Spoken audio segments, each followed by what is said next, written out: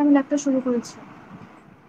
ওকে, আমাদের অর্থোপেডিক্স এবং hand ডিসঅর্ডারের second ক্লাসে সবাইকে স্বাগতম। অনেক ইম্পর্ট্যান্ট এবং অনেক বড় একটা টপিক, এই কারণে আমরা ইচ্ছা করেই একটা ক্লাসকে একটু ভেঙে দুই ভাগে করার চেষ্টা করছি, যাতে যারা আপনারা ক্লাস করবেন তারা একটু উপকৃত হন, এবং যেগুলো কনফিউজিং সেগুলো একটু টাইম নিয়ে বোঝানোর চেষ্টা করছি, যাতে কনফিউশনগুলো দূর হয় এবং খুব কঠিন জিনিসগুলো আপনাদের জন্য সহজ লাগে। এই কারণে একটু প্যারা মনে হইলেও আমরা একটা টপিকে দুই ভাগে ভেঙে করছি। তো যাই হোক, আজকে আমাদের অর্থোপেডিক্স এবং হ্যান্ড ডিসঅর্ডারের ক্লাসের সেকেন্ড পার্টের শুরু।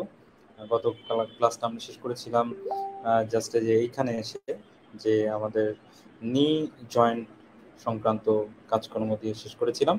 আজকে আমাদের ক্লাস শুরু হবে হচ্ছে যে অ্যাঙ্কেল ইনজুরি দিয়ে।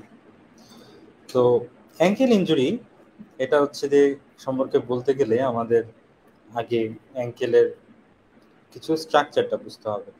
তো সবার আগে বলে নিই যে অন্যান্য সব জয়েন্টেই আমাদের কিন্তু মানে ফ্র্যাকচার এবং ডিসলোকেশন দুইটা জিনিস নিয়ে কথা হচ্ছিল, কিন্তু অ্যাঙ্কেলে শুধুমাত্র ফ্র্যাকচার এবং অ্যাঙ্কেল জয়েন্টের ফ্র্যাকচার ক্লাসিফিকেশন এবং ম্যানেজমেন্ট নিয়ে কথা হবে। তো অ্যাঙ্কেল জয়েন্টের কিছু কিছু স্ট্রাকচার আছে, আমরা যেমন নিতে হিপ জয়েন্টে বললাম না যে হিপের আমাদের ওই যে ইন্ট্রাক্যাপসুলার অংশে ভাঙলেই বিশাল একটা ভেজাল, এছাড়া অন্য কোনো জায়গায় হলে কোনো ভেজাল টেজাল নাই। তো এই কারণে ঠিক সেম অ্যাঙ্কেলও কিছু স্ট্রাকচার আছে, এইগুলো ইনভলভ হইলেই শুধুমাত্র ভেজাল, এবং এইগুলা ইনভলভ না হলে আর কোনো ধরনের কোনো সমস্যা নাই। এই কারণে কোন কোন স্ট্রাকচারগুলোতে মানে ইনভলভ হইলে ভেজাল, এটা বোঝার আগে আমাদেরকে একটু স্ট্রাকচারগুলো দেখে নিতে হবে, তারপরে আমরা বলবো যে কোন কোন ইম্পর্টেন্ট। তো যাই হোক, তো ফার্স্ট অফ অল এটা হচ্ছে অ্যাঙ্কেল জয়েন্টের একটা ছবি। তো কারোর কারোর মধ্যে, বিশেষ করে আমাদের ফার্স্ট সেকেন্ড ইয়ারে আমরা অ্যাঙ্কেল জয়েন্টটা কি একটা কারণে জানি স্যাররা অত ইম্পর্টেন্ট দেয় না। তো এই কারণে অনেকের মধ্যে একটা ভ্রান্ত ধারণা থাকতে পারে যে অ্যাঙ্কেল জয়েন্ট বোধহয় আমাদের এই যে গোড়ালি টোড়ালি কিংবা আমাদের এই এই অংশ যে কার্পাল টার্পাল বোন জুড়ে আছে এইগুলা বোধহয়, কারণ যেহেতু রিস্ট জয়েন্ট বলতে আমরা ওই যে কার্পাল বন্টন হ্যান ত্যান সাতচত্বর এইগুলাকেই বুঝি। তো তখন আমাদের মনের মধ্যে একটা ধারণা কাজ করে। বাট এখানে সবার ফার্স্ট অফ অল আমাদের ক্লিয়ার করতে হবে যে অ্যাঙ্কেল জয়েন্ট আসলে এইগুলা কিছু না। অ্যাঙ্কেল জয়েন্ট শুধুমাত্র আমাদের এই যে লাইন বরাবর আমরা দাগটা কাটতেছি, এইটা হচ্ছে যে অ্যাঙ্কেল জয়েন্টের প্লেন। তার মানে অ্যাঙ্কেল জয়েন্ট কি দিয়ে তৈরি হয়? অ্যাঙ্কেল জয়েন্ট তৈরি হয় হচ্ছে যে আমাদের এই পাশে আছে এই যে টিবিয়া, এবং এই পাশে হচ্ছে যে ফিবুলা, আর হচ্ছে যে নিচে আছে যে এরকম একটা চার কোনা একটা হাড্ডি আছে, যেই চার কোনা হাড্ডিটা আমাদের টিবিয়া এবং ফিবুলা মিলে যে একটা সকেট টাইপের তৈরি করছে, মানে টিবিয়া এবং ফিবুলা মিলে তো এরকম একটা সকেট তৈরি করতেছে। এই সকেটের মধ্যে এই ট্যালাস যে হাড়টা এরকম ভাবে বসে থাকে।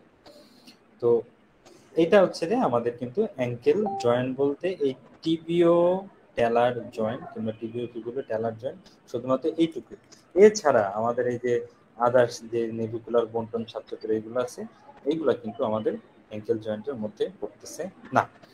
তো একটা বিষয় জিনিসটা দেখেন যে আমাদের যেরকম একটা আমরা যখন শোল্ডার জয়েন্ট পড়তেছি, শোল্ডার কিন্তু সুন্দর একটা গ্লেনয়েড ক্যাভিটি, তার তার মধ্যে সুন্দর করে একটা বল এরকম ভাবে ঢুকে আছে, একদম খাপে খাপ আটকায় আছে।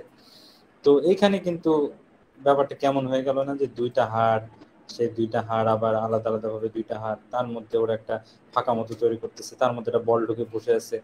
তো নিশ্চয়ই শুধুমাত্র হাড়গুলা দিয়েই যদি জয়েন্ট তৈরি হইতো, তাহলে তো আমাদের এই বলটা যে টেলাসটা সুন্দর করে এর মধ্যে বসে থাকতো না, তাই না? এই কারণে আমাদের আসলে অ্যাঙ্কেল জয়েন্টে কোনো ধরনের ফাংশন কিংবা অ্যাঙ্কেল জয়েন্টের স্ট্যাবিলিটি, এটার জন্য আমাদের এই যে হাড্ডিগুলার যতটা না ফাংশন, তার চাইতে বেশি ফাংশন হচ্ছে যে এই যে তিন চারটা এলোপাথারি হাড়, এই হাড়গুলাকে যেই টেন্ডনগুলা ধরে রাখে, যে লিগামেন্ট গুলা ধরে রাখে, সেই লিগামেন্ট গুলার ফাংশন আরো বেশি ইম্পর্টেন্ট। তো তাহলে আমাদের লিগামেন্ট গুলা কি কি? লিগামেন্ট গুলা হচ্ছে যে আমাদের এই যে এই পাশে আমরা দেখতে পাচ্ছি যে অনেকগুলো লিগামেন্ট টিগামেন্ট দেখা যাচ্ছে। তো এখানে যতগুলো লিগামেন্ট আছে সবগুলা মিলে একটা কমনলি বলা হয় যে ডেলটয়েড লিগামেন্ট। আর এই পাশে আমার তার মানে এই ডেলটয়েড লিগামেন্টের মাধ্যমে আমাদের এই যে মিডিয়াল মেলিওলাস এবং মিডিয়াল মেলিওলাসের সাথে বাকি যে পুরো পাটা আমাদের লেগে আছে, এইটাকে ধরে রাখা, তার মানে মিডিয়াল সাইডে স্ট্যাবিলিটি দেওয়া হচ্ছে ডেলটয়েড লিগামেন্টের কাজ। আর অন্যদিকে আবার ল্যাটারালি দেখতে গেলে আমাদের এই পাশে কিন্তু কয়েকটা লিগামেন্ট আছে, এখানে যেমন সবগুলো লিগামেন্ট মিলে একটা কমন নাম আছে ডেলটয়েড লিগামেন্ট, এখানে আবার আলাদা আলাদা ভাবে যে অ্যান্টেরিয়র ট্যালোফিবুলার সেটাই শুধু আসলে এই ছবিতে দেখা যাচ্ছে। কিন্তু এছাড়া জাস্ট এখানে যেরকম সামনে একটা অ্যান্টেরিয়র ট্যালোফিবুলার আছে, ঠিক সেরকম পিছনের দিকে পোস্টেরিয়র ট্যালোফিবুলার আছে। এই আবার ফিবুলো ক্যালকেনিয়াল আছে, নিচে তো একটা ক্যালকেনিয়াস বোন আছে, এগুলো লেগে আছে। এই দুইটা হচ্ছে যে আমাদের একটু সাইড থেকে স্ট্যাবিলিটি দেয়। বাট সব চাইতে ইম্পর্টেন্ট যে জিনিসটা আমাদের অ্যাঙ্কেলটাকে সুন্দর করে ইউ শেপ হিসাবে ধরে রাখে, দুইটা হাড়কে কাছাকাছি রেখে, সেই লিগামেন্টটা হচ্ছে এই এই যে দেখেন নিচের দিকে কয়েকটা লিগামেন্ট মিলে এই ফিবুলা আর টিবিয়াকে একসাথে ধরে রাখছে। এটাকে বলা হয় হচ্ছে সিনডেসমোসিস, যেটা একটা সিনডেসমোসিস হচ্ছে একটা one type of fibrous joint, এখানে অনেকগুলো ফাইবার মিলে দুইটা হাড়কে জয়েন করে রাখছে, টিবিয়া এবং ফিবুলা। এটা খুবই খুবই খুবই ইম্পর্টেন্ট। কেন ইম্পর্টেন্ট সেটা একটা ব্যাপারটা বিষয় বুঝে খেয়াল করেন, যে দেখেন যে আমাদের দুইটা হাড়, ধরেন এটা একটা ফিবুলা আর এটা হচ্ছে যে টিপ, এই দুইটা হাড় আমাদের এইখানে কিন্তু এরকম ভাবে কিছু লিগামেন্ট দিয়ে জোড়া লাগানো।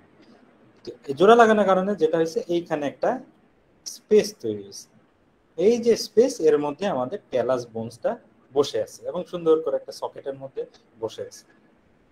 কোনো একটা কারণে আমাদের যদি এই যে মাঝখানে যে সুতাটা দুইটা হাড্ডিকে ধরে রাখছে, সেই দুইটা হাড্ডি যদি সুতাটা ছিঁড়ে যায় তাহলে কি হবে বলেন তো দেখি। এই যে দুইটা হাড় সুন্দর করে কাছাকাছি ছিল, কাছাকাছি কিন্তু তখন থাকবে না। কি হবে, দুইটা হাড় সুন্দর করে একটা চলে যাবে দেখা যাচ্ছে এই দিক, আর একটা চলে যাবে দেখা যাচ্ছে এই দিক, মানে ফাঁক হয়ে যাবে। তো এই যে যখন ফাঁক হয়ে যাবে তখন কিন্তু কিছুক্ষণ আগে যে আমাদের সুন্দর একটা সকেটের মধ্যে এই হাড্ডিটা বসেছিল, এই হাড্ডিটা কিন্তু তখন বসে থাকবে না, অর্থাৎ তখন অনেক জায়গা ও তখন করবে কি এই দিক ওই দিক দিয়ে হাড্ডিটা বেরোয় যাবে। তার মানে কি এই যে আমাদের সুন্দর একটা ডিসিপ্লিন হইতে অ্যাঙ্কেল জয়েন্টটা এখানে বসে আছে, এই অ্যাঙ্কেল জয়েন্টটা তখন আর স্টেবল থাকবে না। সুন্দর করে আমাদের এই যে লেগ লেগ থেকে আমাদের এই যে ফুটের যে পোর্শনটা সুন্দর করে ঢিলঢিলা হয়ে এইদিক ওইদিক চলে যাবে, যেটাকে বলা হচ্ছে যে অ্যাঙ্কেল জয়েন্ট ইনস্ট্যাবিলিটি। তো এই কারণে আমাদের যে কারণে আমরা যখন হিপ ফ্র্যাকচার যখন হচ্ছে, যখন আমরা হিপের ফিমার ভেঙে চুরে গেল কিনা এটার দিকে আমাদের যত না মনোযোগ, তার চাইতে বেশি মনোযোগ আমরা দিই যে ফিমারের ক্যাপসুলের ভিতরে ভাঙলো না বাইরে ভাঙলো। এটা ঠিক সেরকমই আমাদের যখন কোনো ধরনের অ্যাঙ্কেলের ইনজুরি হবে তখন আমাদের কোন হাড্ডি গুড্ডি ভাঙলো কি ভাঙলো না, এটা যত না আমাদের টেনশন, তার চাইতে বেশি টেনশন হচ্ছে যে আমাদের এই যে মাঝখানে যে দুইটা হাড্ডিকে ধরে রাখছে যে সিনডেসমোসিস, এই সিনডেসমোসিসটা ছিঁড়লো কি ছিঁড়ে গেল না, এটা হচ্ছে যে তার চাইতে বেশি টেনশনের ব্যাপার। তো যাই হোক, তো তার মানে আমাদের একটা অ্যাঙ্কেল ফ্র্যাকচার কিংবা অ্যাঙ্কেল স্প্রেনের, তাহলে রোগী আমাদের কাছে কিভাবে আসবে? রোগী আমাদের কাছে আসবে যে হচ্ছে যে তার একটা পড়ে গেছিল, পড়ে যাওয়ার পরে তার এরকম অ্যাঙ্কেল জয়েন্টের আশেপাশে ব্যথা। তো এখন অ্যাঙ্কেল জয়েন্টের আশেপাশে যদি ব্যথা হয় তাহলে কিন্তু আমাদের প্রথমেই যে আমরা ধরে নেব যে ভেঙে চুরে ছাড়খাড় হয়ে গেছে তা কিন্তু না। আমরা প্রথমে ধরে নিব যে যেটা সবচেয়ে কমন রোগ, যে আমাদের অ্যাঙ্কেল স্প্রেন, এটাই হওয়ার সম্ভাবনা সবচাইতে বেশি। কিন্তু মানে আমাদের কমন রোগ না হয়ে কমনটা হইলো মানে অ্যাঙ্কেল স্প্রেন যদি হয় তাহলে তো আসলে ঘটনা খুবই সহজ, রোগী সুন্দর একটু অ্যাঙ্কেল স্প্লিন টিন দিয়ে বাড়ি পাঠাই দিবে। কিন্তু যদি ভেঙে চলে যায় তাহলে তো আবার বিরাট মুসিবত। তো মুসিবত হইলো কি হইলো না এটা বোঝার জন্য আমাদের একটা ওরা অটোয়া রুল নামে একটা এরকম ক্রাইটেরিয়া ফিক্স করা আছে। এই অটোয়া রুলে ওরা বলতেছে যে আপনার সব মিলে 5টা ঘটনা আছে। তো 5টার মধ্যে 5টা ধরনের ইনজুরি হইতে পারে, কিংবা 5টা জায়গায় ব্যথা হইতে পারে, কিংবা 5 ধরনের ডেফিসিট হইতে পারে। তো এই 5টার জায়গায় যদি কোনো একটা কারণে যে কোনো ভাবে 3টা পজিটিভ হয়ে যায় তাহলেই কিন্তু ধরে নিতে হবে যে ঘটনা একটা ঘটে যাওয়ার সম্ভাবনা হয়ে গেছে, এবং এই রোগীকে এখন সুন্দর করে আপনার কিছুই হয় নাই বলিয়া বাসায় ফেরত পাঠানো যাবে না। তাহলে তখন কি করতে হবে, তাকে তখন এক্স-রে করে ব্যাপারটা সিরিয়াসলি দেখতে হবে। তার মানে অটো রোলটা আসলে আমরা একটা ফ্র্যাকচার হয়েছে নাকি স্প্রেন হয়েছে এটার মধ্যে ডিফারেন্সিয়েট করার জন্য, আর 2 হচ্ছে যে এই রোগীকে আসলে এক্স-রে করার দরকার আছে কিনা এইটার ইন্ডিকেশন হিসাবে কাজ করে। তো সেই অটো রোলটা কি, ওরা বলতেছে যে যদি এমন হয় যে আমাদের রোগীর মিডিয়াল ম্যালিওল আছে, প্রথম শর্তটা হচ্ছে যে যদি আমরা একটা রোগীর ধরেন মিডিয়াল সাইডে অ্যাঙ্কেলের মিডিয়াল সাইডে দেখলাম, এখানে পালপেট করে দেখলাম যে রোগীর যে মিডিয়াল ম্যালিওলাস এবং তার থেকে 6 সেন্টিমিটার উপর পর্যন্ত যে এলাকায় যদি হঠাৎ করে মানে এখানে যদি পালপেশন করে কোনো একটা লোকাল সিভিয়ার টেন্ডারনেস পাওয়া যায়, 1 নম্বর কন্ডিশন। 2 হচ্ছে যে মিডিয়ালি আরেকটু নিচে নেমে আসলে একটা নেভিকুলার বোনস আছে, ওই নেভিকুলার বোনস বরাবর যদি আমাদের টেন্ডারনেস পাওয়া যায়। এবং 3 নম্বর হচ্ছে যে রোগীকে যদি কয়েকটা বললাম যে একটু হাঁটেন তো দেখি বাবা বলার পরে রোগী দেখি যে এই পায়ের উপর ফেলতেই পারতেছে না পাটা, মানে হাঁটতেই পারতেছে না এই পাটা ব্যবহার করে, তাহলে ধরে নিতে হবে এই 3টা যে কোনো হইলে মানে এনি অফ দ্য এই 3 হইলে ধরে নিতে হবে যে আমাদের এই পায়ের অ্যাঙ্কেল জয়েন্টের মিডিয়াল সাইডে মানে কোনো একটা অকারেন্স হয়ে গেছে। আবার অন্যদিকে এটা তো মিডিয়াল সাইডে গেল, অন্যদিকে ল্যাটারাল সাইডে আবার যদি দেখি মিডিয়ালি কিছু হয় না কিন্তু ল্যাটারাল সাইডে আমরা পালপেট করে দেখলাম যে ল্যাটারাল ম্যালিওলাসেরই 6 সেন্টিমিটার একদম প্রক্সিমাল পর্যন্ত অট্ট এলাকার এখানে কোনো একটা পয়েন্টে তার টেন্ডারনেস, কিংবা ল্যাটারাল সাইডে তো আর এরকম ছোটখাটো বোনস না, ল্যাটারাল সাইডে নামতে নামতে গেলে এখানে হচ্ছে যে 5th মেটাটার্সাল পাওয়া যাবে, কিংবা 5th মেটাটার্সালের এখানে কোনো একটা জায়গায় টেন্ডারনেস, এবং এর সাথে হয়তো রোগীকে ওই পা ফেলতে দিলে রোগী পা ফেলতে পারে না। তাহলে এইখানেও আবার 3টার যে কোনো একটা হইলে তখন হচ্ছে যে আমাদের ধরে নিতে হবে যে ল্যাটারাল সাইডে মনে হয় কোনো একটা অকারেন্স হয়েছে। বোঝা গেছে? তার মানে মিডিয়াল সাইজের 3টা কন্ডিশন, মানে উপরে টেন্ডারনেস, নিচে টেন্ডারনেস কিংবা পা ফেলতে পারে না। আবার ল্যাটারাল সাইডেও আবার 3টা কন্ডিশন আছে, যে উপরে টেন্ডারনেস, নিচে টেন্ডারনেস কিংবা পা ফেলতে পারে না। তো ল্যাটারাল কিংবা মিডিয়াল যে কোনো সাইডেই এই 3টা কন্ডিশনের মধ্যে যে কোনো একটা যদি হয় তাহলেই আমাদের ধরে নিতে হবে যে ঘটনা কিছু একটা ঘটছে এবং তখন রোগীকে এক্স রে করতে হবে। এরপর এক্স রে করার পরে সেই এক্স রেটা আমরা কিভাবে কি, তো এক্স রেটা সাধারণত আমরা তো ইমার্জেন্সিতে দিয়ে দিই এপি ভিউ, ল্যাটারাল ভিউ, হ্যান ত্যান 700 এরকম একটা দিয়ে দিই। তো এর সাথে আরো 2-3 ধরনের এক্স রে করা যায়। এটা একটা হচ্ছে যে মর্টিস ভিউ, এই একটা মর্টিস ভিউটা হচ্ছে যে আমাদের পাটাকে আমরা একদম দেখা যাচ্ছে যে এই তো লেগ, আর এটা হচ্ছে যে ফুট, হ্যাঁ কেমন ফুট আঁকাটাম এটা আছে যে এই যে ফুট এরকম তো থাকে, এই ফুটটাকে একটু ভিতরের দিকে ঘুরাই নিলাম, মানে ইন্টারনাল রোটেশন কিংবা আমাদের একটু অ্যাডাকশন একটু করে নিলাম। এটা করলে তখন আবার এই পাশের স্ট্রাকচার মানে ল্যাটারাল ম্যালিওলাসে কোনো ভাঙাচোরা হয়ে দিল কিনা এগুলো একটু ভালো করে বোঝা যায়। এটা হচ্ছে এক। আর এছাড়া আরেক ধরনের এক্স রে একটা করা যায়, সেটা হচ্ছে যে আমাদের ওই যে বলছিলাম না যে আমাদের এই যে এখানে কোনো ভাঙাচোরা হয়েছে কিনা, তখন এই ভাঙাচোরাটা হইলে কি হবে, যদি আপনি পায়ে চাপ দেন তখন তো এই জায়গাটা হা হয়ে যাবে, তাই না? এটাকে বলা হচ্ছে স্ট্রেস এক্সরে, যে এক পায়ে মানে নর্মালি তো সব এক্সরে আমরা শুয়ে থেকে কিংবা একটু বসে বসে থেকেই করি, তা যদি একটা লিগামেন্ট করে ছিঁড়ে ছিঁড়ে গেছে কিনা এটা বোঝার জন্য আবার ওই পায়ের উপর দাঁড়ানোরত অবস্থায় কিংবা ওই পায়ের উপর একটু চাপ দিয়েও একটা এক্সরে করা যায়, এটাকে বলে স্ট্রেস এক্সরে। তো তার মানে আমাদের এপি এবং ল্যাটারাল ভিউর পাশাপাশি আমাদের সময়ের প্রয়োজনে আমরা মর্টিস ভিউ করতে পারি, আর এছাড়া আমরা এক্সরে করতে পারি। এই আরেকটা হচ্ছে স্ট্রেস এক্সরে করতে পারি। আর আরো একটা ঘাপলা আছে, সেটা হচ্ছে যে আমরা জানি যে এক্সরে যা সিটি স্ক্যান কিন্তু দিন শেষে তাই, মানে আসলে অনেকগুলা হাই রেজলিউশন এক্সরে কে আপনি যদি কম্পিউটারের মাধ্যমে একটা ওভারল্যাপিং করে এডিট করে একটা 360 ডিগ্রি ভিউ তৈরি করেন, দিন শেষে সেটাই কিন্তু সিটি স্ক্যান।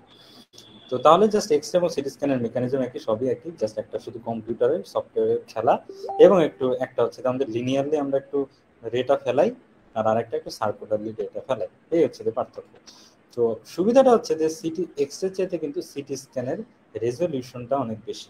রেজলিউশন বেশি হলে কি হবে, যে আমাদের তখন ছোট ছোট খুঁত যেগুলো এক্সরেতে মাঝে মাঝে মিসিং হয়ে যায় সেগুলো কিন্তু সিটি স্ক্যানে ধরা পড়ে। এই কারণেই সাধারণত যে কোনো ধরনের কোনো বোনস আমাদের দেখা যাচ্ছে আমার একটা ইঞ্জুরি হয়েছে, আপনি এক্সরে করতে দিলেন, রোগী একদম নর্মাল একটা এক্সরে নিয়ে চলে আসলো, কিন্তু আপনি তো ক্লিনিশিয়ান, আপনার তো একটা অভিজ্ঞতা আছে, অভিজ্ঞতার খাতিরে আপনার মনে হচ্ছে যে না কোনো একটা এক্সরে আপনার পছন্দ হচ্ছে না, কিংবা এক্সরেতে আপনার কাছে মনে হচ্ছে যে আপনি ঠিক এক্সরে ভুল, তখন কিন্তু আপনি একটা সিটি স্ক্যান করতে দিতে পারেন। এটাই আর কি, আমাদের কমপ্লেক্স যদি ফ্র্যাকচার হয় কিংবা আমাদের খুবই ছোটোখাটো ফ্র্যাকচার, ওইগুলো আমরা আরো ভালোভাবে বোঝার জন্য চাইলে সিটি স্ক্যানে করতে পারি। তো ঠিক আছে, বিভিন্ন সিটি স্ক্যান মেডিস্ক্যান করা হয়ে গেল। তো এরপরে আসতেছে আমাদের ম্যানেজমেন্ট। তো ম্যানেজমেন্টে এটা বলতেছে যে ওই যে পড়াশোনার শুরুতে যেটা বলছিলাম যে আমাদের হিপ জয়েন্টে হাড্ডি ভাঙলো কিনা, এটা চাইতে আমাদের মেন কথা হচ্ছে হাড্ডি কোথায় ভাঙলো, ক্যাপসুলের ভিতরে ভাঙলো না বাইরে ভাঙলো, এটা নিয়ে আমাদের একটু টেনশন থাকে। ঠিক সেম আমাদের এই অ্যাঙ্কেল জয়েন্টের এই ব্যাপারটা আছে যে কোথায় ভাঙলো। তাহলে আপনাদের এক্স রে করার পরে আপনাদের প্রথম কাজ হচ্ছে মানে এই রোগীকে আসলে শুধু প্লাস্টার টুস্টার করে দিলেই হবে নাকি এই রোগীর অপারেশন লাগবে, তাই না? এটাই তো সবার আগে রোগীরা আমাদের জানতে চায় যে যে ভাঙাটা ভাঙছে এটা কি আসলে অপারেশন লাগবে নাকি প্লাস্টার করলে ঠিক হয়ে যাবে। তো এই প্রশ্নের উত্তর দেওয়ার জন্য একটা ক্লাসিফিকেশন আছে, এই ক্লাসিফিকেশনটাকে ভালো করে জানতে হবে, কারণ এমআরসিএসে এইটা ওরা কি একটা কারণে খুবই খুবই খুবই পছন্দ করে। সেই ক্লাসিফিকেশনটার নাম হচ্ছে ডেনিস ওয়েবার ক্লাসিফিকেশন। তো এটা মুখস্থ টুখস্থ করার কিছু নাই, এটা হচ্ছে না আমাদের ছবি দেখে বুঝতে হবে। তো এই ক্লাসিফিকেশনটা ওরা বলতেছে শুধুমাত্র ল্যাটারাল ম্যালিওলাস, আমাদের অ্যাঙ্কেল যদি ফ্র্যাকচার হয় তাহলে তো দেখা যাচ্ছে হয় ম্যালিওলাস এইদিকে ভাঙে কিংবা এইদিকে ম্যালিওলাস ভাঙে কিংবা আমাদের এদিকে ট্যালাস ম্যালাস কিছু একটা ভেঙে যায়।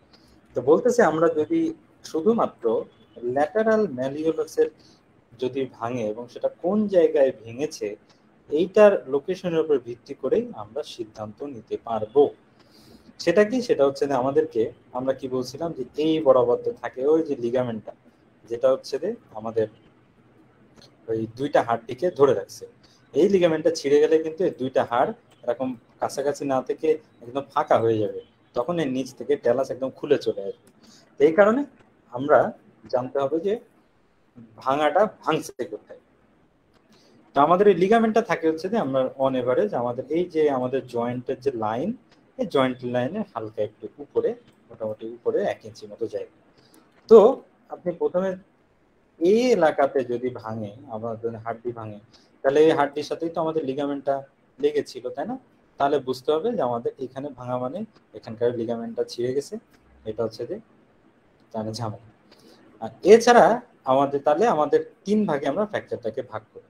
একটা হচ্ছে যে সবচাইতে ভালো ফ্র্যাকচার কি, যে আমাদের যদি এই যে জয়েন্ট লাইন এবং যে সিনডেসমোসিস জয়েন্টটা থাকে এই এলাকার নিচে যদি ভাঙে সেটাকে বলা হচ্ছে ওয়েবার টাইপ এ ফ্র্যাকচার। যদি একদম যেই বরাবর সিনডেসমোসিস আছে সেই বরাবর যদি ভাঙে তাহলে সেটাকে বলা হয় ওয়েবার টাইপ সি ফ্র্যাকচার। আর যদি এইটার উপরে এই যে আমাদের নীল কালি দিয়ে, দেখেন যে সবুজ কালি দিয়ে আমরা এই ওয়েবার বি এরিয়াটা আমরা মার্ক করে রাখছি, লাল কালি দিয়ে ওয়েবার এ এরিয়া, আর এর উপরে যদি থাকে তাহলে এটাকে বলে ওয়েবার টাইপ সি ফ্র্যাকচার। বুঝা গেছে? সিনডেসমোসিস যে বরাবর সেটাকে বলে বি, এটার নিচে এরিয়াটাকে বলে এ, আর এটার উপরে এরিয়াটাকে বলে ওয়েবার টাইপ সি।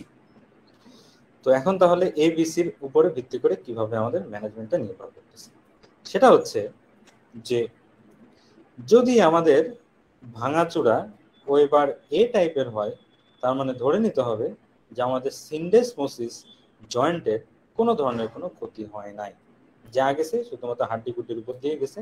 অতএব ওয়েবার টাইপ এ ফ্র্যাকচার হইলে সুন্দর করে আপনি প্লাস্টার করে কিংবা ওদের এনএইচএস এর গাইডলাইনে আরো নতুন আসতে হচ্ছে যে অ্যাঙ্কেল বুট, মানে একটা আপনার স্প্লিন টাইপের যেটা বুটের মতো একদম লম্বা, একদম পায়ের ধরেন যে মিড লেগ থেকে শুরু করে পা পুরোটা একটা শক্ত বুটের মতো আটকে রাখে। বুট পরাই দিয়ে রোগীরা বলবেন যে বাড়ি করে যান, 6 সপ্তাহ পরে আসবেন, বুট খুলে দেবো, সুস্থ হয়ে যাবেন, গেল। ওয়েবার টাইপ সি এইটা হচ্ছে যে আমাদের এ বি সি এর মধ্যে সবচেয়ে খারাপ। এখন এখানে কোশ্চেন আসতে পারে, ভাইয়া আপনি যে বললেন যে এই বি বরাবর থাকে হচ্ছে যে আমাদের সিনডেসমোসিস জয়েন্ট, আর তাহলে তাহলে তো বি সবচেয়ে খারাপ হওয়ার কথা, সি কেন সবচেয়ে খারাপ হইলো? সি কেন খারাপ হইলো এটার কাহিনীটা হচ্ছে যে অ্যাকচুয়ালি এই সিনডেসমোসিস এটা আমাদের যদি উপরের দিকে ফ্র্যাকচারটা বেশি হয়, এখানে আসলে সিনডেসমোসিসটা কন্টিনিউয়াসলি হচ্ছে যে দুইটা আমাদের যে হাড় আছে এই দুইটা হাড়ের মাঝখানে ইন্টারঅসিয়াস মেমব্রেন থাকে। ঠিক যেরকম আমাদের রেডিয়াস এবং আলনার মাঝখানে একটা ইন্টারঅসিয়াস মেমব্রেন থাকে, ঠিক সেরকম টিবিয়া এবং ফিবুলার মাঝখানে কিন্তু একটা ইন্টারঅসিয়াস মেমব্রেন থাকে।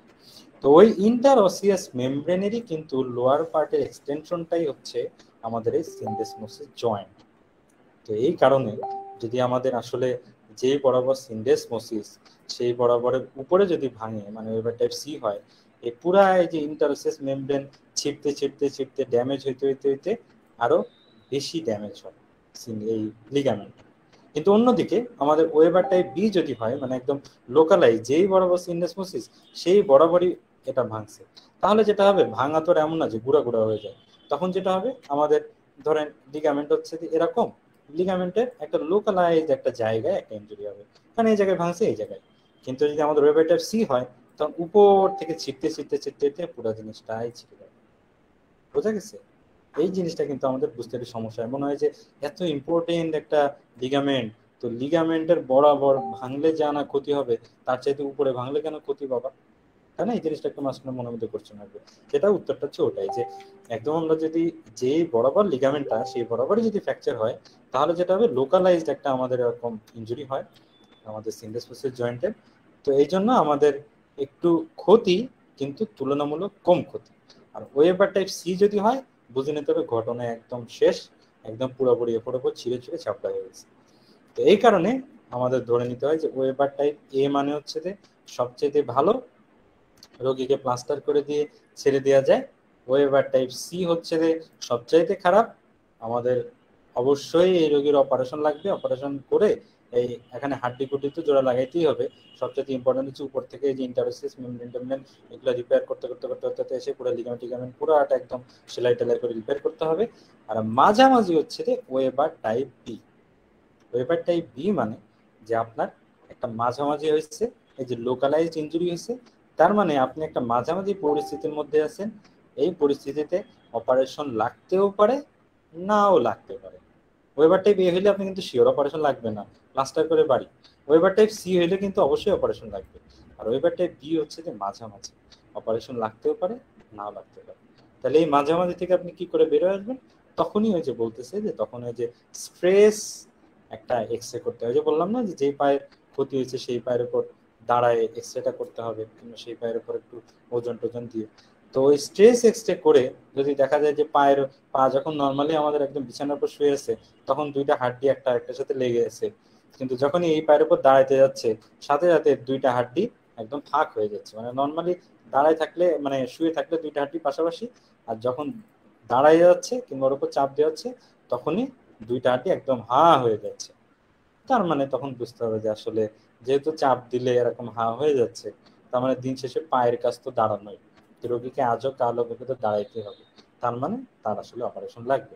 আর যদি আপনি স্ট্রেস এক্সরে করে দেখেন যে না, আসলে অত ফাঁক হয় নাই, তার মানে ইঞ্জুরি হয়েছে কিন্তু অত বেশি ইঞ্জুরি হয়নি যে একদম দাঁড়াইলে ফাঁক হয়ে যাচ্ছে পা, তখন ধরে নিতে হবে যে না ঠিক আছে ইঞ্জুরি হয়েছে কিন্তু অতও হয় নাই, তার মানে রোগীকে আসলে প্লাস্টার দিয়ে রেখে রেখে দিলে, কিংবা ওই যে যেটা বললাম বুট দিয়ে রেখে দিলে মোটামুটি আস্তে আস্তে ঠিক হয়ে যেতে পারে।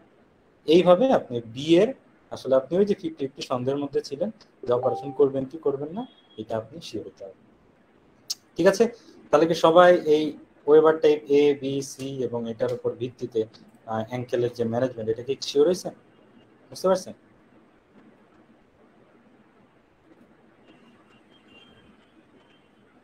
একটু রেসপন্স করেন কেউ কষ্ট করে। হ্যাঁ, বুঝতে পারছি। ওকে, ঠিক আছে। তাহলে আমরা আমাদের সেকেন্ড পড়াতে চলে যাই। সেকেন্ড পড়াটা হচ্ছে যে এখানে অ্যাঙ্কেল শেষ করার আগে ছোট্ট একটা জিনিস আছে, যে পায়ের মর্টনস নিউরোমা বলে একটা ছোট্ট টপিক, যেটা হচ্ছে যে এমআরসিএস এর ইতিহাসে 1-2 বার আসছিল, আর অত বেশি আসতে দেখা যায় না, কিন্তু কি একটা কারণে ইএমআরসিএস এই টপিকটাকে খুব একটা বেশি পছন্দ না করলেও 5 টেস্টে এটারে একদম ভালোবেসে ফেলছে। ওদের কোশ্চেন ব্যাংকে এই মর্টনস নিউরোমা দিয়ে একদম ভর্তি হয়ে গেছে। সেই কারণে আমরা আবার এটাকে একটু রাখছি আমাদের নোট। তো মর্টনস নিউরোমাটা আসলে কি? কিছুই না, সেটা হচ্ছে যে আমাদের এই যে পা, মানে ফুট নিয়ে আলোচনা হচ্ছে আর কি। এই যে আমাদের ফুট, তো ফুটের এখানে তো আমাদের এই যে এরকম লম্বা লম্বা 5টা মেটাটার্সাল থাকে। এত বড় বড় করে মেটাটার্সাল আঁকাইলাম যে 5টা আঁকানোর জায়গা নেই, আচ্ছা এরকম করে আঁকাই দিলাম আর কি। যে ধরেন 5টা মেটাটার্সাল, এরপরে যে হচ্ছে যে 5টা আঙ্গুল, তার মধ্যে এরকম ফ্যালাঞ্জিস আছে। তো এই যে 5টা মেটাটার্সাল, এই 5টা মেটাটার্সালের এখান দিয়ে কিন্তু আমার যে পায়ের যেই নার্ভ সাপ্লাই হয়, যে পায়ের নার্ভ সাপ্লাই কি এই ফিঙ্গারের ডিজিটাল নার্ভ, ডিজিটাল নার্ভ আসে কোথা থেকে? এই যে উপর থেকে ধরেন deep peroneal, superficial peroneal, tibial nerve বিভিন্ন আছে, এইগুলা ধরেন এরকম অ্যাঙ্কেল এসে নামে, নেমে এখানে এসে ধরেন 5 ভাগে ভাগ হয়। সেই 5 ভাগে ভাগ হয়ে তারপরে যে দুইটা মেটাটার্সালের ফাঁকের মাঝখান দিয়ে এসে আঙ্গুলে চলে আসে। হ্যাঁ, এইভাবে কিন্তু আমাদের আঙ্গুলের নার্ভ সাপ্লাই হয়। তো তার মানে আমরা বুঝতে পারতেছি যে এই নার্ভগুলা 5 ভাগে ভাগ হয়ে দুইটা মেটাটার্সালের মাঝখান দিয়ে চিপা দিয়ে এসে আঙ্গুলে চলে আসে। তো যারা মানে অধিকাংশ ক্ষেত্রে ইডিওপ্যাথিকও হয়, আবার কারো কারো যারা একটু পায়ের কাজ বেশি করে, যারা একটু সোলজার টোলজার আছে, আর্মি টার্মিতে থাকে, তাদের তো পায়ের বিভিন্ন ধরনের ইঞ্জুরি টিঞ্জুরি হয় আর কি। তো ইঞ্জুরি হওয়ার কারণে যদি এমন হয় যে ধরেন কোনো একটা এরকম নার্ভের ইঞ্জুরি হয়েছিল, তারপরে ইঞ্জুরি তো সাধারণত রিপেয়ার হয় কি দিয়ে? ফাইব্রোসিস দিয়ে রিপেয়ার হয়। তারপরে এরকম ফাইব্রোসিস হয়ে আগে চিকন একটা নার্ভ ছিল, ওই নার্ভটা এখন চিকন নাই, ফাইব্রোসিসের কারণে একটা জায়গায় এরকম গুটলি টাইপের হয়ে গেছে, এরকম এই যে নার্ভের এরকম একটা গুটলি টাইপের হয়ে গেছে। তো কোনো একটা নার্ভের যদি এরকম গুটলি টাইপের হয়ে যায়, সেটাকে কিন্তু বলে নিউরোমা, মানে একটা benign lesion of a nerve which is called neuroma. তো এই নিউরোমাটা হইলে সমস্যাটা কি? সমস্যাটা হচ্ছে যে আমার জায়গা তো ছোট, দুইটা হাড়ের মধ্যে দিয়ে চিপার মধ্যে দিয়ে চিকন একটা তার এতদিন চলে যেত, কোনো সমস্যা হইতো না। যখনই তারের মধ্যে ফট করে একটা গুটলির মতো পাকাই গেছে, তখন কি হবে? যে যখনই আপনি পায়ের উপর হাঁটতে যাবেন, এই যে গুটলির উপর চাপ খাবে, গুটলির উপর চাপ করার কারণে এই নার্ভের একটা বারবার ইরিটেশন হবে, আর আপনার আঙ্গুলের মধ্যে চিরিক চিরিক করে উঠবে। তো এই যে ঘটনাটা, এইটাই আসলে মর্টনস নিউরোমা। তো যদি আমি এখানে ছবিতে আমার ফার্স্ট একদম মেটাটার্সালের মধ্যে দেখাইছি, তো মর্টনস নিউরোমাটা আসলে সবচাইতে কমন হচ্ছে যে আমাদের এই 3 এবং 4, এই যে যে দুইটা মেটাটার্সালের মাঝখানে যে জায়গাটা, এইখানকার যে ডিজিটাল এই মেটাটার্সাল যে নার্ভ, এই নার্ভের এইখানে হচ্ছে যে সবচাইতে কমন এই জায়গাতে হয়। তো এটাই হচ্ছে মর্টনস নিউরোমা। তো সিনারিওতে এরকম থাকে যে একটা লোক হঠাৎ করে দেখলো যে দীর্ঘদিন ধরে তার পায়ের তলায় ব্যথা, বিশেষ করে এরকম হাঁটাহাঁটি দৌড়াদৌড়ি করতে গেলে বেশি ব্যথা হয়। তো তারপরে তার আপনার কাছে আসলো, আসার পরে আপনি তার ক্লিনিক্যাল এক্সামিনেশন করলেন, করে দেখলেন যে তার এরকম পায়ের তলায় 3 এবং 4 নম্বর হাড়ের মাঝখানে একটা গুটলির মতো কি জানি পাওয়া যাচ্ছে, এবং এখানে চাপ দিলে তার 3 এবং 4 নম্বর আঙ্গুল চিলিক চিলিক করে উঠতেছে, পিনস অ্যান্ড টিঙ্গলস, টিংলিং সেন্সেশন। তো তাহলে বলিতে হবে যে রোগের নাম কি, বোঝা গেছে? তো এটাই হচ্ছে রোগের নাম হচ্ছে মর্টনস নিউরোমা। তো এটা থেকে 1-2বার আসছিল এবং 5টা স্কুল পছন্দ করে বলে আমরা এটাকে ঘাটাইনি, এটা আমরা রেখে দিচ্ছি। আমাদের এরপরে সবচেয়ে ইম্পর্টেন্ট জয়েন্ট হচ্ছে যে আমাদের শোল্ডার জয়েন্ট, এবং এটা নিয়ে আমাদের মধ্যে অনেক কনফিউশন কাজ করে। তো সবার আগে আমাদের শোল্ডারের আমরা 2 ভাগে পড়বো, একটা হচ্ছে শোল্ডারের ভাঙাচোরা, আর আরেকটা হচ্ছে যে শোল্ডারের বিভিন্ন ধরনের যে লিগামেন্ট, এই লিগামেন্টের বিভিন্ন টানাছেড়া। তো প্রথমে হচ্ছে ভাঙাচোরা, এটা খুব বেশি আসে না, এই জন্য খুব অল্পের মধ্যে দিয়ে আমরা ছেড়ে দিচ্ছি। সেটা হচ্ছে যে আমাদের শোল্ডারের যদি ফ্র্যাকচার হয় তাহলে সেটা ম্যানেজমেন্ট কি। তো শোল্ডারের ফ্র্যাকচার হইলে কিন্তু সাধারণত মোস্ট কমন হচ্ছে যে আমাদের ওই শোল্ডারের যেই অ্যানাটমিক্যাল সার্জিক্যাল নেক, যেটা সার্জিক্যাল নেক এরিয়াতে কিন্তু সবচেয়ে বেশি ফ্র্যাকচার হয়। তো তাহলে রোগী কি নিয়ে আসবে, কি সমস্যা? হঠাৎ করে দেখা যাচ্ছে যে একটা শোল্ডারে অ্যারাউন্ডে কোনো ইঞ্জুরি হয়েছে, রোগী হাত তুলতে পারতেছে না, রোগীর হাত একটু শর্ট হয়ে যেতে পারে, রোগীর হাত একটু অ্যাডাক্টেড হয়ে যেতে পারে, ল্যাটারালি একটু রোটেট হয়ে যেতে পারে, এরকম নিয়ে আসবে। তারপরে হচ্ছে যে আপনি ডায়াগনোসিস করবেন কিভাবে, ক্লিনিক্যাল সাইন দেখে, এবং হচ্ছে যে আপনি এক্স-রে করবেন। তো এইখানে একটা ভেজাল হচ্ছে যে ওই যে আমরা যখন পায়ের সবচেয়ে ইম্পর্টেন্ট জয়েন্ট যেটা হিপ জয়েন্ট, ওইখানে কিন্তু আমরা পড়ছিলাম কি যে আমরা যদি এক্স-রে করে কিছু না পাই, কিংবা যদি gold standard for the diagnosis of heap fracture যদি হয়, তাহলে ইনভেস্টিগেশনের নাম কি বলেন তো দেখি? কালকে পড়াইছিলাম যে গোল্ড স্ট্যান্ডার্ড এমআরআই।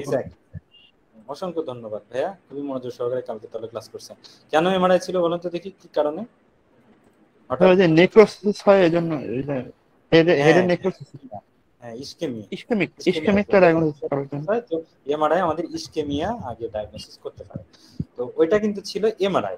কিন্তু হাতের আবার সবচেয়ে একই জায়গাতে যদি ফ্র্যাকচার থাকে, যে ওই রকমের নেক জায়গায়, এখানে কিন্তু সিটি স্ক্যান। ঠিক আছে, এটা কিন্তু মনে রাখতে হবে, এই দুইটা নিয়ে একটু ভেজাল বাঁধে। আমাদের মনে হয় যাচ্ছে পায়ের একদম গোড়ায় ওইখানে তাইলে বলের মতো জায়গা, ওই জায়গাতে এমআরআই, তাহলে হাতেও মনে হয় এমআরআই, এটা তা না। পায়ের ওইখানে, ওইখানে যেহেতু ইস্কেমিয়া টাইপের ঝামেলা ছিল, ভেজাল ছিল, এই কারণে এখানে গোল্ড স্ট্যান্ডার্ড হচ্ছে এমআরআই। আর হাতের এখানে কিন্তু সার্জিক্যাল নেক অফ দ্য হিউমারাসে ওই ধরনের অ্যাভাসকুলার নেক্রোসিস ফেক্রোসিস এই জাতীয় কোনো ভেজাল নাই। এখানে শুধুমাত্র ভেজাল হাড্ডি ভাঙছে কি হাড্ডি ভাঙে নাই, ওইটাই। তো এখানে আমাদের সেই কারণে যেহেতু হাড্ডি ভাঙছে কি ভাঙে নাই দেখার জন্য সবচেয়ে ভালো তো সিটি স্ক্যান। আমরা জানি কি যে সিটি স্ক্যান আসলে কিছুই না, এক ধরনের উন্নত ধরনের এক্সরে। এক্সরের চাইতে সিটি স্ক্যানের রেজলিউশন বেশি। তো এই কারণে আমরা শোল্ডার জয়েন্টের ফ্র্যাকচার যদি আমাদের বলে যে গোল্ড স্ট্যান্ডার্ড কি, তাহলে কিন্তু সিটি স্ক্যান বলতে হবে। আর হিপ জয়েন্টের যদি বলে তাহলে এমআরআই বলতে হবে। তাহলে আপনি ধরেন শোল্ডারের ভাঙাচোরা হয়েছে, একটা এক্সরে করছেন, এক্সরে করে হয়তো বা বুঝেন নাই, কিংবা একটা এমআরআই সিটি স্ক্যান করছেন, করে ফেলার পর আপনি বুঝলেন যে ঠিক আছে এটা ভেঙে গেছে। এখন ভেঙে যাওয়ার পরে ভাঙা তো বিভিন্নভাবেই ভাঙতে পারে। বলতেছে যে যদি আমাদের এরকম হয় যে এখানেও আমাদের একটি ইন্ট্রা আর্টিকুলার ভাঙাচোরা হয়েছে নাকি এক্সট্রা আর্টিকুলার ভাঙাচোরা হয়েছে, এটা একটু বুঝতে হবে।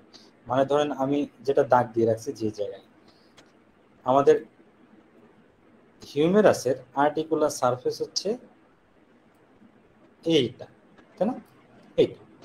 তো যদি ধরেন আমাদের ভাঙাচোরা যদি এই জায়গাতে হয়, কোনো সমস্যা নেই।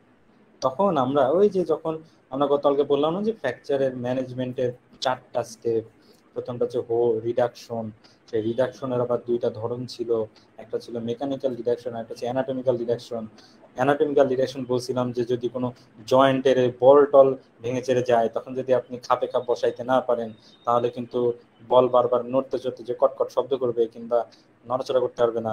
ওই জ্ঞানটা এবার এখানে এসে লাগবে। সেই জ্ঞানটা কি, যে আমাদের যদি এক্সট্রা আর্টিকুলার ফ্র্যাকচার হয়, যে আমাদের একদম যে আর্টিকুলার সারফেস, হাত ভাঙছে, শোল্ডার টোল্ডার ভাঙছে, কিন্তু আর্টিকুলার সারফেসে কোনো ভাঙাচোরা হয় নাই, তাহলে বলতেছে যে এটা আসলে মেকানিক্যাল রিডাকশন করে, মানে টানা টুনা দিয়ে এক্সরে প্লাস্টার দিয়ে রাখলেই নাকি অধিকাংশ হাতের ফ্র্যাকচার ঠিক হয়ে যায়। কিন্তু যদি কোনো একটা কারণে ধরেন ভাঙছে তো ভাঙছেই, ভাঙাটার সিস্টেম হচ্ছে, এটা তো আমাদের আর্টিকুলার সারফেস, তো ভাঙাটার সিস্টেম হচ্ছে ধরেন এরকম ভাঙতে ভাঙতে ভাঙতে ভাঙতে ভাঙতে ভাঙতে এরকম একটা ভেঙে গেছে, তাহলে এই ভাঙাটা কিন্তু আপনার একদম যে আমাদের আর্টিকুলার সারফেস, যে গোল একদম স্মুথ চকচকা যে জায়গাটা আমাদের রোটেট করে, এই জায়গাটা ভেঙে গেছে, মানে কি এই জায়গাটা এখন উঁচা নিচা হয়ে গেছে। আর যে কি বলছিলাম, আর্টিকুলার সারফেসে যদি ভাঙাচোরা হয় আর যদি উঁচা নিচা হয়ে যায়, আর এটা যদি আপনি একদম 100% খাপে খাপ ঠিক না করেন, এই হাত কি নাড়াইতে পারবেন?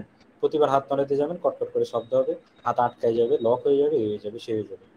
এই কারণে যদি হিউমেরাসের ইন্ট্রা আর্টিকুলার যদি কোনো ফ্র্যাকচার হয়, তাহলে সাধারণত একদম আমাদের ফার্স্ট চয়েস হচ্ছে যে অপারেশন করতে হবে, অপারেশন করে প্লেট অ্যান্ড স্ক্রু লাগাইতে হবে। এছাড়া যদি আদারওয়াইজ আমাদের আর্টিকুলার সারফেসে ভাঙাচোরা হয় নাই, এই সার্জিক্যাল নেক টেক এগুলাতে ভাঙছে, এবং এমনভাবে ভাঙছে যে আমরা দেখতেছি যে প্লাস্টার করলে এই জায়গাটা মোটামুটি স্টেবল আছে, মানে একদম ভেঙে বলে না যে ভেঙে ডিসপ্লেসড হয়ে যায়, তারপর ডিসপ্লেস হয়ে যায় ফ্র্যাকচার বসানোর পরে আমরা একটা এক্সরে করি, রিডাকশন করার পর এক্সরে করে যদি দেখি যে না ঠিক আছে, আমরা সুন্দর টেনে টেনে হাড্ডিটা জায়গায় বসাই দিছি, এবং প্লাস্টার করে 1 সপ্তাহ রাখার পর সুন্দর করে হাড্ডি যেভাবে বসায় রেখেছিলাম সেইভাবেই আছে, এটাকে বলে স্টেবল ফ্র্যাকচার। তো যদি যদি দেখি যে আমাদের প্লাস্টার করে আমাদের সুন্দর করে স্টেবল বসেছে, তাহলে আমরা কোনো অপারেশনের ধার কাছ দিয়েও যাবো না, এইভাবেই রোগী সুন্দর চলিতে থাকিবে। আর যদি দেখি যে না, প্লাস্টার করে কাজ হয় নাই, বারবার নড়ে যাচ্ছে, তখনই উপায় অন্তর না দেখে আমরা অপারেশন করে এখানে একটা মেটাল প্লেট বসাবো। তাহলে সামারিটা আবার বলি, যদি আমাদের এমন কোনো ফ্র্যাকচার হয়, যে ফ্র্যাকচারটা আমাদের একদম জয়েন্ট যে এরিয়াটা, আর্টিকুলার এরিয়া এখানে ধরছে, তাহলে এখানে আমাদের এই হালকা ভাঙুক আর বেশি ভাঙুক, নড়ে যাক আর বসে থাকুক, ফার্স্ট চয়েস হচ্ছে অপারেশন। অপারেশন করে অ্যানাটমিক্যাল রিডাকশন করতে হবে। আর যদি আর্টিকুলার এরিয়াতে না ধরে, ধরেন আশেপাশে এই দিক দিয়ে ভেঙে চলে গেছে, তাহলে কিন্তু আমাদের ফার্স্ট চয়েস হচ্ছে প্লাস্টার। যদি দেখি যে প্লাস্টার করে জিনিস জায়গায় থাকতেছে না, তখন আমাদের সেকেন্ড চয়েস হচ্ছে অপারেশন। বোঝা গেছে? তো ফার্স্ট চয়েস সেকেন্ড চয়েস কি? এই হচ্ছে যে আমাদের ম্যানেজমেন্ট, এবং অপারেশনের মধ্যেও আমরা কোনটা করতে পারি। আমাদের মেইন চয়েস হচ্ছে যে প্লেট অ্যান্ড স্ক্রু। এটা আমরা একদম গতকালকে লেকচারের শুরুতে বলছিলাম যে যখন জয়েন্টের আশেপাশে হইলে আমরা প্লেট অ্যান্ড স্ক্রু ব্যবহার করতে চাই। আর যদি একদমই এমন হয়েছে যে আপনার মানে এই মাথা ভেঙে গুঁড়া গুঁড়া হয়ে গেছে, তো তখন তো আসলে এই গুঁড়া গুঁড়া জিনিস আপনি আর প্লেট দিয়ে লাগাই রাখবেন কি? তো তখন কি করতে হবে? তখন হচ্ছে যে আমরা পায়ে যেরকম হিপ রিপ্লেসমেন্ট করলাম, সেরকম হাতে আমাদের শোল্ডার টোটাল জয়েন্ট রিপ্লেসমেন্ট করতে হবে। তো সেটারও ওই যে পায়ের মতোই দুই ভাগে ভাগ। একটা হচ্ছে আমরা হেমি আর্থ্রোপ্লাস্টি করতে পারি, যে শুধু মাথাটা কেটে ফেলাই দিলাম, গ্লেনয়েড ক্যাভিটি থাকলো। কিংবা আমরা মাথা এবং এই যে সকেট দুইটাই কেটে ফেলাই দিতে পারি। তো কখন আমরা শুধু মাথা ফেলাবো আর কখন দুইটাই ফেলাবো, সেটা আবার ওই পায়ের মতোই। যদি এমন হয় যে আমাদের ইয়াং পেশেন্ট, খুবই আমাদের তার হাতের কাজ অনেক বেশি করতে হয়, কিংবা আমাদের বুড়া মানুষ কিন্তু হাতের কাজকর্ম করে, তাহলে কিংবা হাইলি মোবাইল পেশেন্ট, তাহলে তাকে আমরা টোটাল শোল্ডার রিপ্লেসমেন্টই করব। আর যদি এমন হয় যে না, এই বুড়া তোড়া মানুষ আর কয়দিনই বা বাঁচবে, কিংবা হাতের কাজ অত করে না, তাহলে তখন তারা এত প্যারা দেওয়ার দরকার কি, তারা আমরা শুধু হেমিয়াথ্রোপ্লাস্টি করে দিব। ঠিক আছে, মানে হাত এবং পায়ের সাথে কিন্তু অনেক মিল আছে। এই হচ্ছে যে আমাদের হাতের ভাঙাচোরা শেষ। এরপরে কি আছে, যেটা হচ্ছে যে হাতের ভাঙে নাই কিন্তু ছুটে গেছে। এটা কিন্তু ভাঙার চাইতে বেশি কমন। সেটা হচ্ছে কি, এরকম হয় আমাদের হচ্ছে শোল্ডার ডিসলোকেশন। শোল্ডার ডিসলোকেশন আসলে কি ঘটনা, কিছুই না, যে আমাদের এই যে হাত, আর এই যে হাতের এখানে একটা সুন্দর সকেট আছে, যেটাকে আমরা বলছি গ্লেনয়েড ক্যাভিটি। তো তার মধ্যে আমাদের এই যে এখানে একটা গোল এই বল, এই সকেটের মধ্যে বলটা বসে থাকে। এই কারণে এই জয়েন্টের নাম হচ্ছে ball and socket type of joint. তো আমাদের এই পায়ের যেটা মানে হিপ জয়েন্টের এই সকেটটা কিন্তু একদম গোল, মানে একদম অনেক ডিপ একটা সকেট।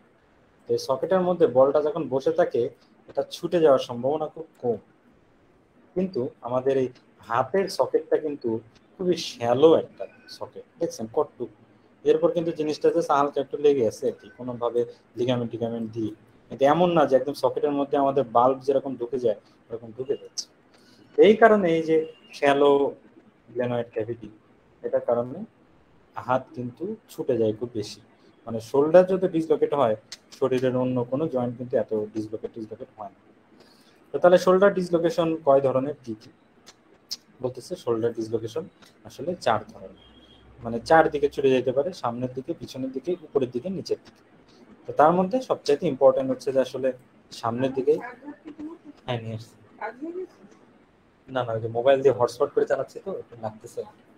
আচ্ছা, তো এই কারণে আমাদের মনে রাখতে হবে কি শুধু এটাই, যে অ্যান্টেরিয়র ডিসলোকেশনই হচ্ছে যে সবচেয়ে বেশি কমন। কিন্তু কোন কোন আপনার সিনারিওতে একটু ভেজাল পাকানোর জন্য লিখবে যে রোগীর এই যে হাতটা ছুটে গেছে হচ্ছে, তো রোগী আসলে একটা খিঁচুনির রোগী, খিঁচুনি হইতে হইতে সুন্দর করে পড়ে গেছে, এই জন্য হাতটা ছুটে গেছে।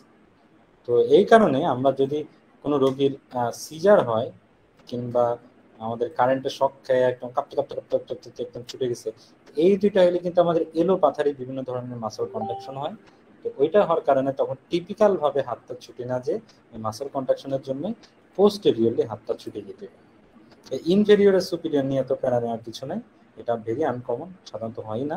সবচেয়ে কমন হচ্ছে যে অ্যান্টেরিয়র। আর যদি সিনারিওতে এই দুইটা কথার একটা কথা, যে খিঁচুনি রোগ আছে কিংবা রোগী হচ্ছে যে কারেন্টের শক খেয়ে এরকম হয়েছে, দুইটা কথার একটা থেকে, তাহলে কিন্তু আমাদের মাথার মধ্যে সন্দেহ ঢুকাই ফেলতে হবে যে পোস্টেরিয়র হতে পারে। এবং পোস্টেরিয়র হইলে তখন আমাদের এক্সরেতে একটা লাইট বাল্ব অ্যাপিয়ারেন্স বলে সুন্দর একটা অ্যাপিয়ারেন্সের নাম আছে, ওইটা দেখবে।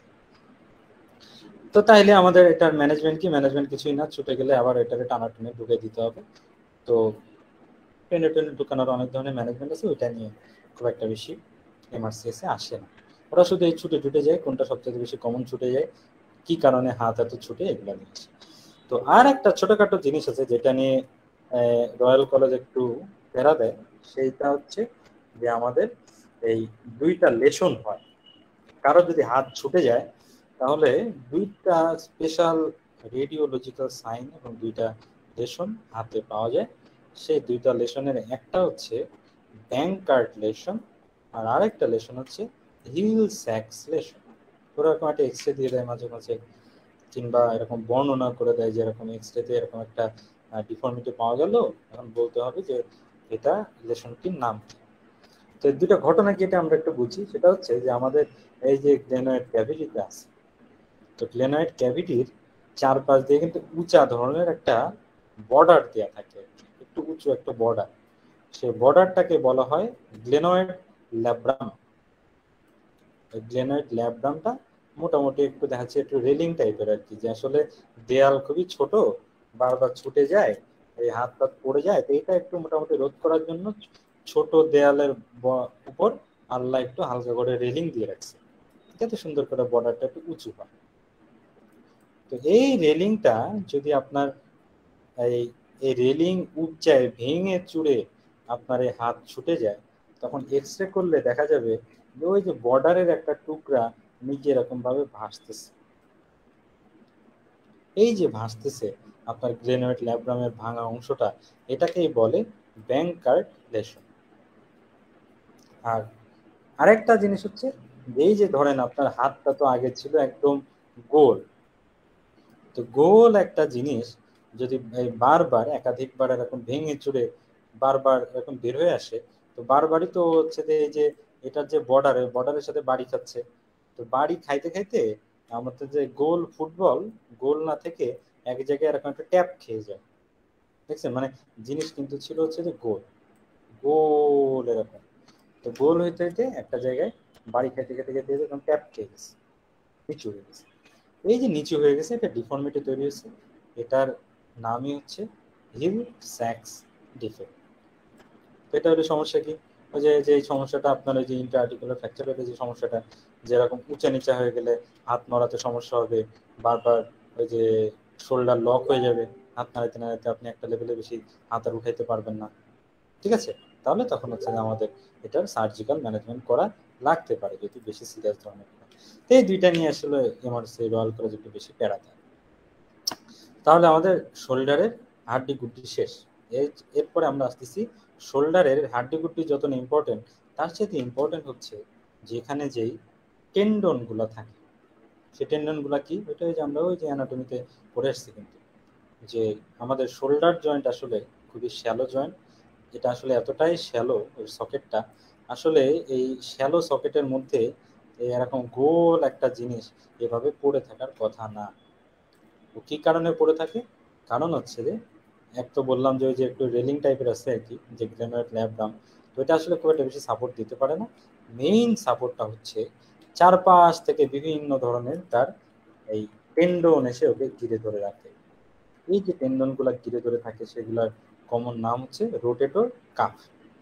এখন তার মানে যেহেতু এটা আমাদের আসলে শোল্ডারের ফাংশন এবং এটা স্ট্যাবিলিটির জন্য এই হাড্ডি গুড্ডির চাইতে আমাদের টেন্ডন গুলা বেশি ইম্পর্টেন্ট। এই কারণে আমাদের আসলে হাড়টার ভেঙে গেলে যত না ঝামেলা হয়, কিংবা এই নিয়ে যত না রোগী আপনার কাছে আসে, তার চাইতে বেশি আসে এইসব টেন্ডন সংক্রান্ত ঝামেলা হইলে। তো যাই হোক, এখানে আমরা আবার একটু রিকল করার জন্য সেই লিগামেন্ট গুলোর নাম কোনটার কাজ কি যেটা দিয়ে দিয়ে রাখছি আর কি, ভুলে গেলে পড়ে নেবেন। আমরা রোগ বালাইতে চলে আসি। তো আমার কিন্তু এই যে গতকালকে গল্প ছলে বলছিলাম যে অর্থোপেডিক্সের আমার পড়াশোনা করতে যে মানে এমআরসিএস যখন প্রিপারেশন নিছি, তখন সবচাইতে আমার কষ্ট হয়েছে অর্থোপেডিক্সের প্রিপারেশন নিতে। কারণ আমার মনে হয়েছিল অর্থোপেডিক্সের জ্ঞান আমার সবচাইতে কম ছিল। এই অর্থোপেডিক্সের মধ্যে আমার সবচাইতে প্যারাটা হয়েছে এই শোল্ডারের বিভিন্ন ধরনের রোগ বালায় পড়তে যায়।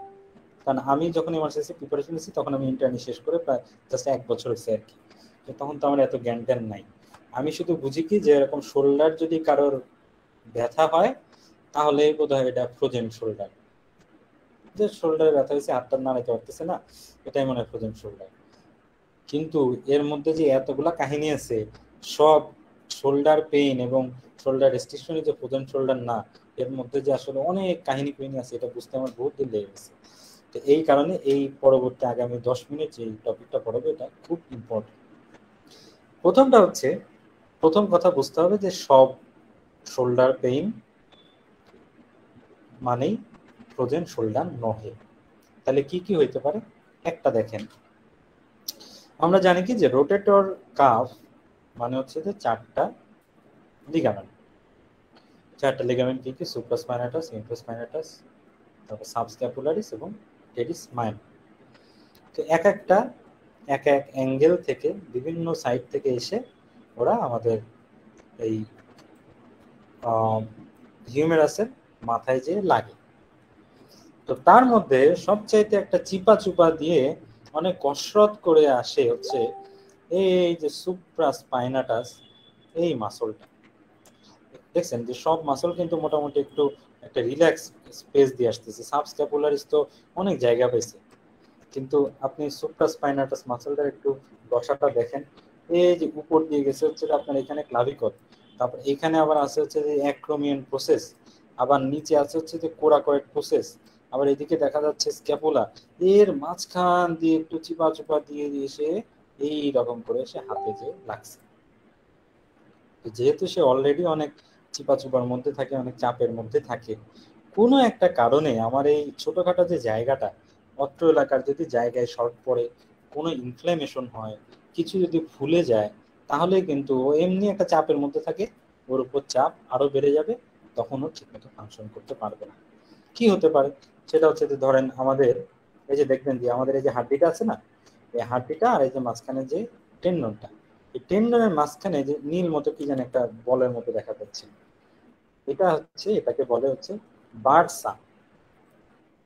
বার্সেলোনার ওই বার্সা না, এটা হচ্ছে BURSA।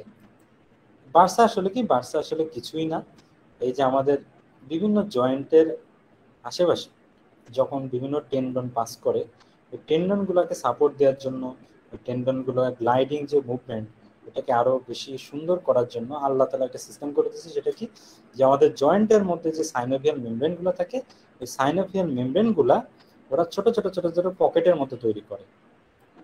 তার মানে এই যে গোল গোল গোল গোল পকেট বিভিন্ন জায়গায় এখন থাকে, ওরা হচ্ছে যে এই যে টেন্ডন গুলাকে একটু সাপোর্ট টাপোর্ট দেয়, যাতে এর উপর দিয়ে গড়ায় গড়ায় যাইতে পারে, স্মুথলি যাইতে পারে, বেশি ঘষা টসা না খায়। তো এবং এর মধ্যে কি থাকে, ওই যে সাইনোভিয়াল ফ্লুইড, এই ফ্লুইড গুলাই ভরা থাকে আর কি। তো ঠিক সেরকম একটা বার্সা এখানে থাকে, যেটাকে বলে সাব অ্যাক্রোমিয়াল বার্সা। ও থাকে হচ্ছে যে অ্যাক্রোমিয়াল যে বোনসটা, ওইটার নিচে, এই জন্য এর নাম সাব অ্যাক্রোমিয়াল বার্সা। তো যদি এই সাব অ্যাক্রোমিয়াল বার্সার কোনো ইনফ্লামেশন হয়, সেটাকে বলে বার্সাইটিস, তখন এই জায়গায় এমনি শর্ট আরো কমে যাবে। দুই হচ্ছে যে আমরা এখানে ছবিতে দেখতে পাচ্ছি যে হাড় কেমন জানি হাড় বেড়ে গেছে, তার মানে যদি কোনো অ্যাক্রোমিয়াল বোনসের কোনো অস্টিওফাইট তৈরি হয়, যে বনি আউট গ্রোথ তৈরি হয়, তাহলে এরকম লিগামেন্টের উপর চাপ দিবে। তো লিগামেন্টের উপর চাপ দিলে তখন ঘটনাটা কি ঘটবে, যে সুপ্রাস্পাইনাটাস মাসলের কাজ কি, ওর কাজ হচ্ছে যে ইনিশিয়েটিং দা অ্যাবডাকশন। তখন কি হবে, ওই সুপ্রা এই অ্যাবডাকশন করতে করতে, আমরা তো জানি যে ও হচ্ছে যে অ্যাবডাকশনে শুধু ইনিশিয়েশনে ওর কাজ করে, ঠিক আছে, কিন্তু অ্যাবডাকশনের একদম শেষে যে যখন আসলে ও কাজ করতেছে না, ওর কাজ শেষ, কিন্তু ও তো এমন না যে টেন্ডন অন্য কোথাও চলে গেছে, ও তো ওই জায়গাতেই আছে। তো জায়গাতে থাকলে ও অ্যাবডাকশন যত হয়, ও হচ্ছে তত বেশি টেন্সড হইতে থাকে, এবং কারণ এই জায়গাতে হচ্ছে যে জায়গা কমতে থাকে, কারণ আস্তে আস্তে আস্তে সব হাড্ডি একে অন্যের কাছাকাছি চলে আসতেছে। এই কারণে একদম অ্যাবডাকশনের একদম লাস্টের দিকে যে এই সুপ্রাস্পাইনাটাস মাসলের উপর সবচেয়ে বেশি, টেন্ডনের উপর সবচেয়ে বেশি চাপ পড়ে। তো এই যে একটা টেন্ডন পারিপার্শ্বিক বিভিন্ন ধরনের চাপাচাপির কারণে একদম অ্যাবডাকশন অবস্থাতে, শোল্ডারে অ্যাবডাকশন অবস্থাতে অনেক বেশি চাপ খাচ্ছে। তো এই কারণে তখন হয় কি, যে রোগীর কোনো কাজ করতে গেলে তার ঘাড়ে ব্যথা হয় না, শুধুমাত্র ধরেন একদম হাই লেভেল অফ অ্যাবডাকশন করতে হয়। দেখা যাচ্ছে একটা লাইট বাল্ব লাগাইতে গেছে, হাত একদম উঁচু করে একটা লাইট বাল্ব করতেছে, কিংবা টেনিস খেলতেছে, একদম হাত উপরে নিয়ে একটা টেনিস শট করতেছে, কিংবা আমাদের কোনো একটা ব্যায়াম করতেছে, যেটা করার জন্য একদম মাথার উপরে হাত তুলতে হয়। এইসব করতে গেলে যদি রোগীর ব্যথা লাগে, কিন্তু আর কোনো ধরনের কোনো কাজ, যে হাত আমার ইন্টারনাল রোটেশন, এক্সটার্নাল রোটেশন, হ্যান ত্যান সবচেয়ে বিভিন্ন ধরনের অ্যাঙ্গেলে, মানে যত অ্যাঙ্গেলে হাত ঘোরানো সম্ভব সব অ্যাঙ্গেলে কোনো সমস্যা নাই, শুধুমাত্র আমার অ্যাবডাকশনের একদম হাইয়েস্ট লেভেলে গেলেই সমস্যা, তাহলে তখন সন্দেহ করতে হবে যে এটা আসলে ফ্রোজেন শোল্ডার না, এটা আসলে আমার সাব অ্যাক্রোমিয়াল ইমপিঞ্চমেন্ট সিনড্রোম। বোঝা গেছে? শুধু কোনো অ্যাঙ্গেলে কোনো সমস্যা নেই, শুধুমাত্র ওভারহেড মুভমেন্ট, যেটা তার মানে একদম অ্যাবডাকশনের চরম শিখরে যখন লাস্ট ডিগ্রিতে আসে, তখন সাবঅ্যাক্রোমিয়াল ইমপিঞ্চমেন্ট সিনড্রোম এরকম। তাহলে এটা ডায়াগনোসিস কি, এক অ্যাঙ্গেলে শুধুমাত্র ব্যথা হয়। আর এটা ম্যানেজমেন্ট হচ্ছে কি, ম্যানেজমেন্ট আমরা যদি ইনফ্লামেশনের কারণে হয়, তাহলে এখানে আমরা একটু স্টেরয়েড ইনজেকশন করে দিতে পারি। আর যদি আসলে দেখা যায় যে না, ঘটনা আসলে খুবই খারাপ, এই ইনজেকশনে কাজ হচ্ছে না, তখন আমরা আর্থ্রোস্কোপিক্যালি বিভিন্ন ধরনের সার্জারি করতে পারি। সার্জারি কি দেখা যাচ্ছে যে এই এখানে একটা হাড় বেড়ে গেছে, তো তখন আমরা এর ভিতর দিয়ে আর্থ্রোস্কোপ ঢুকায় এই হাড়গুলো একটু চেঁচে দিলাম, তাহলে কিন্তু ওই যে চাপ খাচ্ছিল, চাপ গুঁতা টুতা খাচ্ছিল, গুঁতাগুলো খাইলো না। তাহলে এটা হচ্ছে ম্যানেজমেন্ট।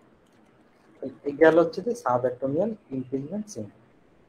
এই সাবঅ্যাক্টোমিয়াল ইমপিঞ্জমেন্ট সিনড্রোমেরই একদম ধরেন রোগটা ধরেন আপনি গুরুত্ব দেন নাই, বিভিন্ন অনেক দিন ধরে রোগটা চলতেছে, চলতে চলতে হইতে পারে কি যে ধরেন দীর্ঘদিন ধরে এই যে হাড়টা বেড়ে গেছে, আপনার এই যে টেন্ডনকে ঘষা দেয়, প্রথমে একটু ঘষা খেয়ে খেয়ে জিনিসটা লাল হয়ে গেছে, তখন আপনার ব্যথা হয়েছে।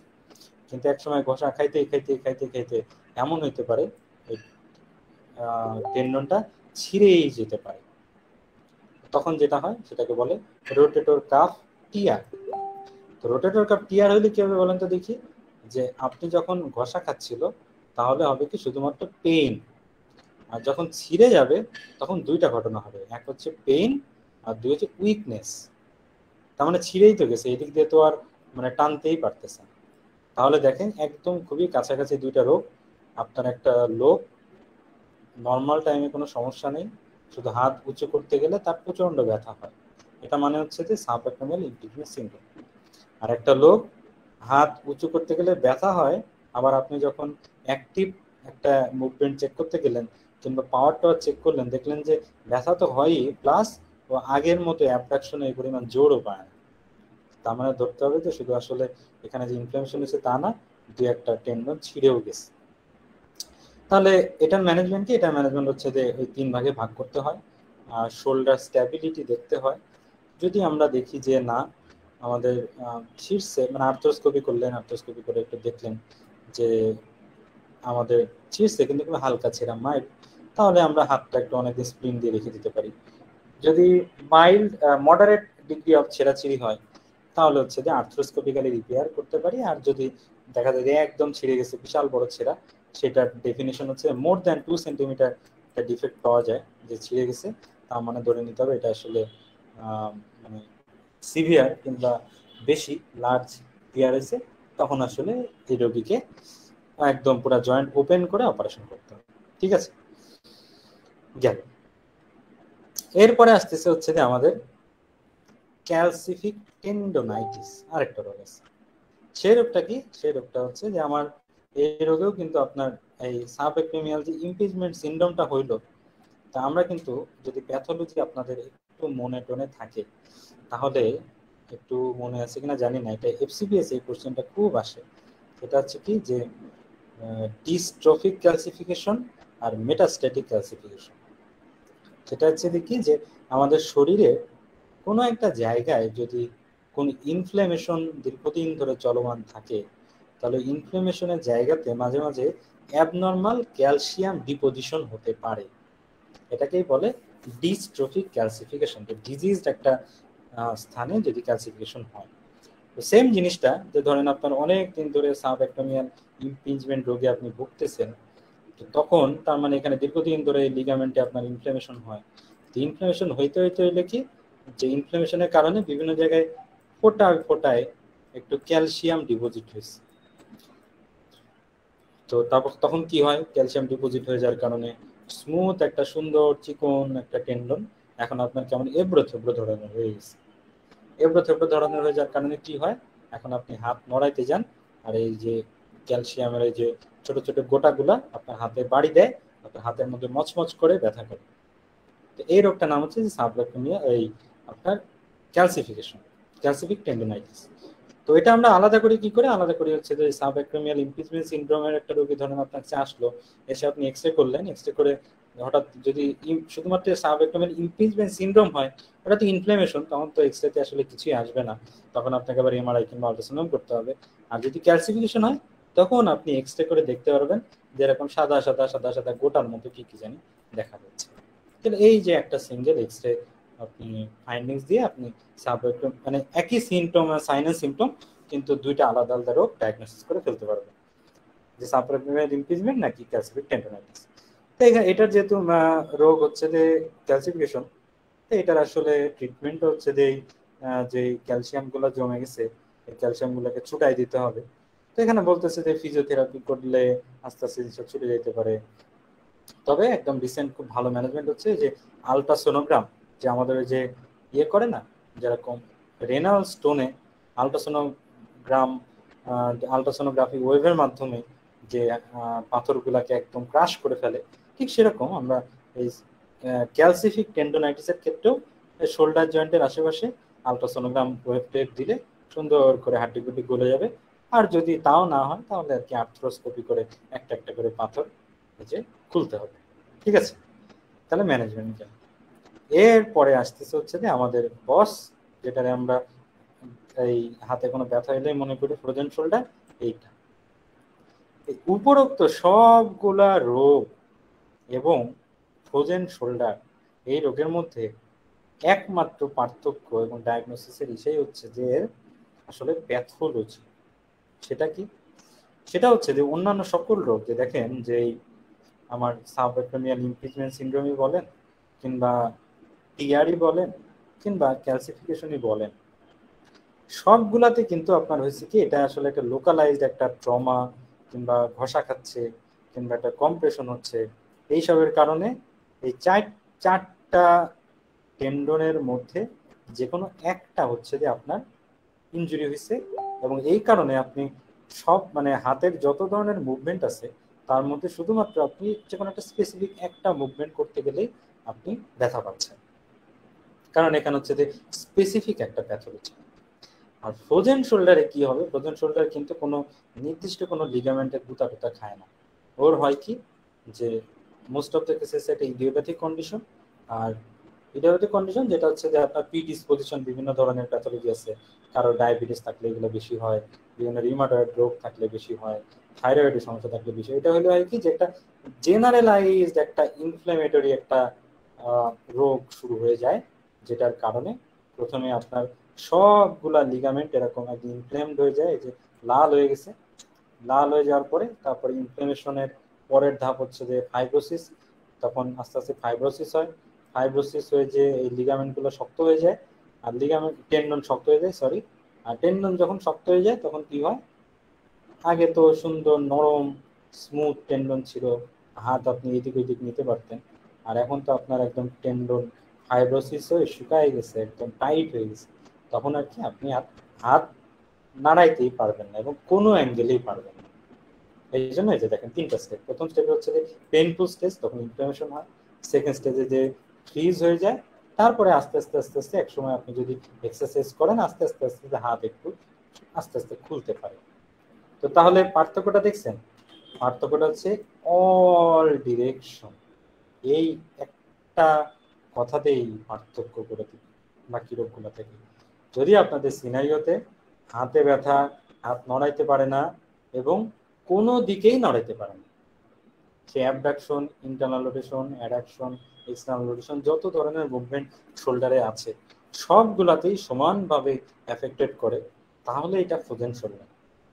আর যদি আপনার শুধুমাত্র শুধু অ্যাবডাকশনের সমস্যা, শুধু অ্যাডাকশনের সমস্যা, শুধু ইন্টারনাল রোটেশনের সমস্যা, তার মানে বুঝতে হবে যে শুধু আপনার চারটা টেন্ডনে সমানভাবে ধরে নাই, নির্দিষ্ট একটা টেন্ডনের সমস্যা হচ্ছে।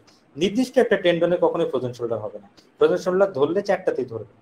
নির্দিষ্ট একটা সমস্যা শুধুমাত্র লোকালাইজড কোনো একটা ইনজুরির কারণে হতে পারে, লোকালাইজড কোনো ইনফ্লামেশনের কারণে হতে পারে, তখন ফ্রোজেন শোল্ডার চিন্তা করা যাবে না।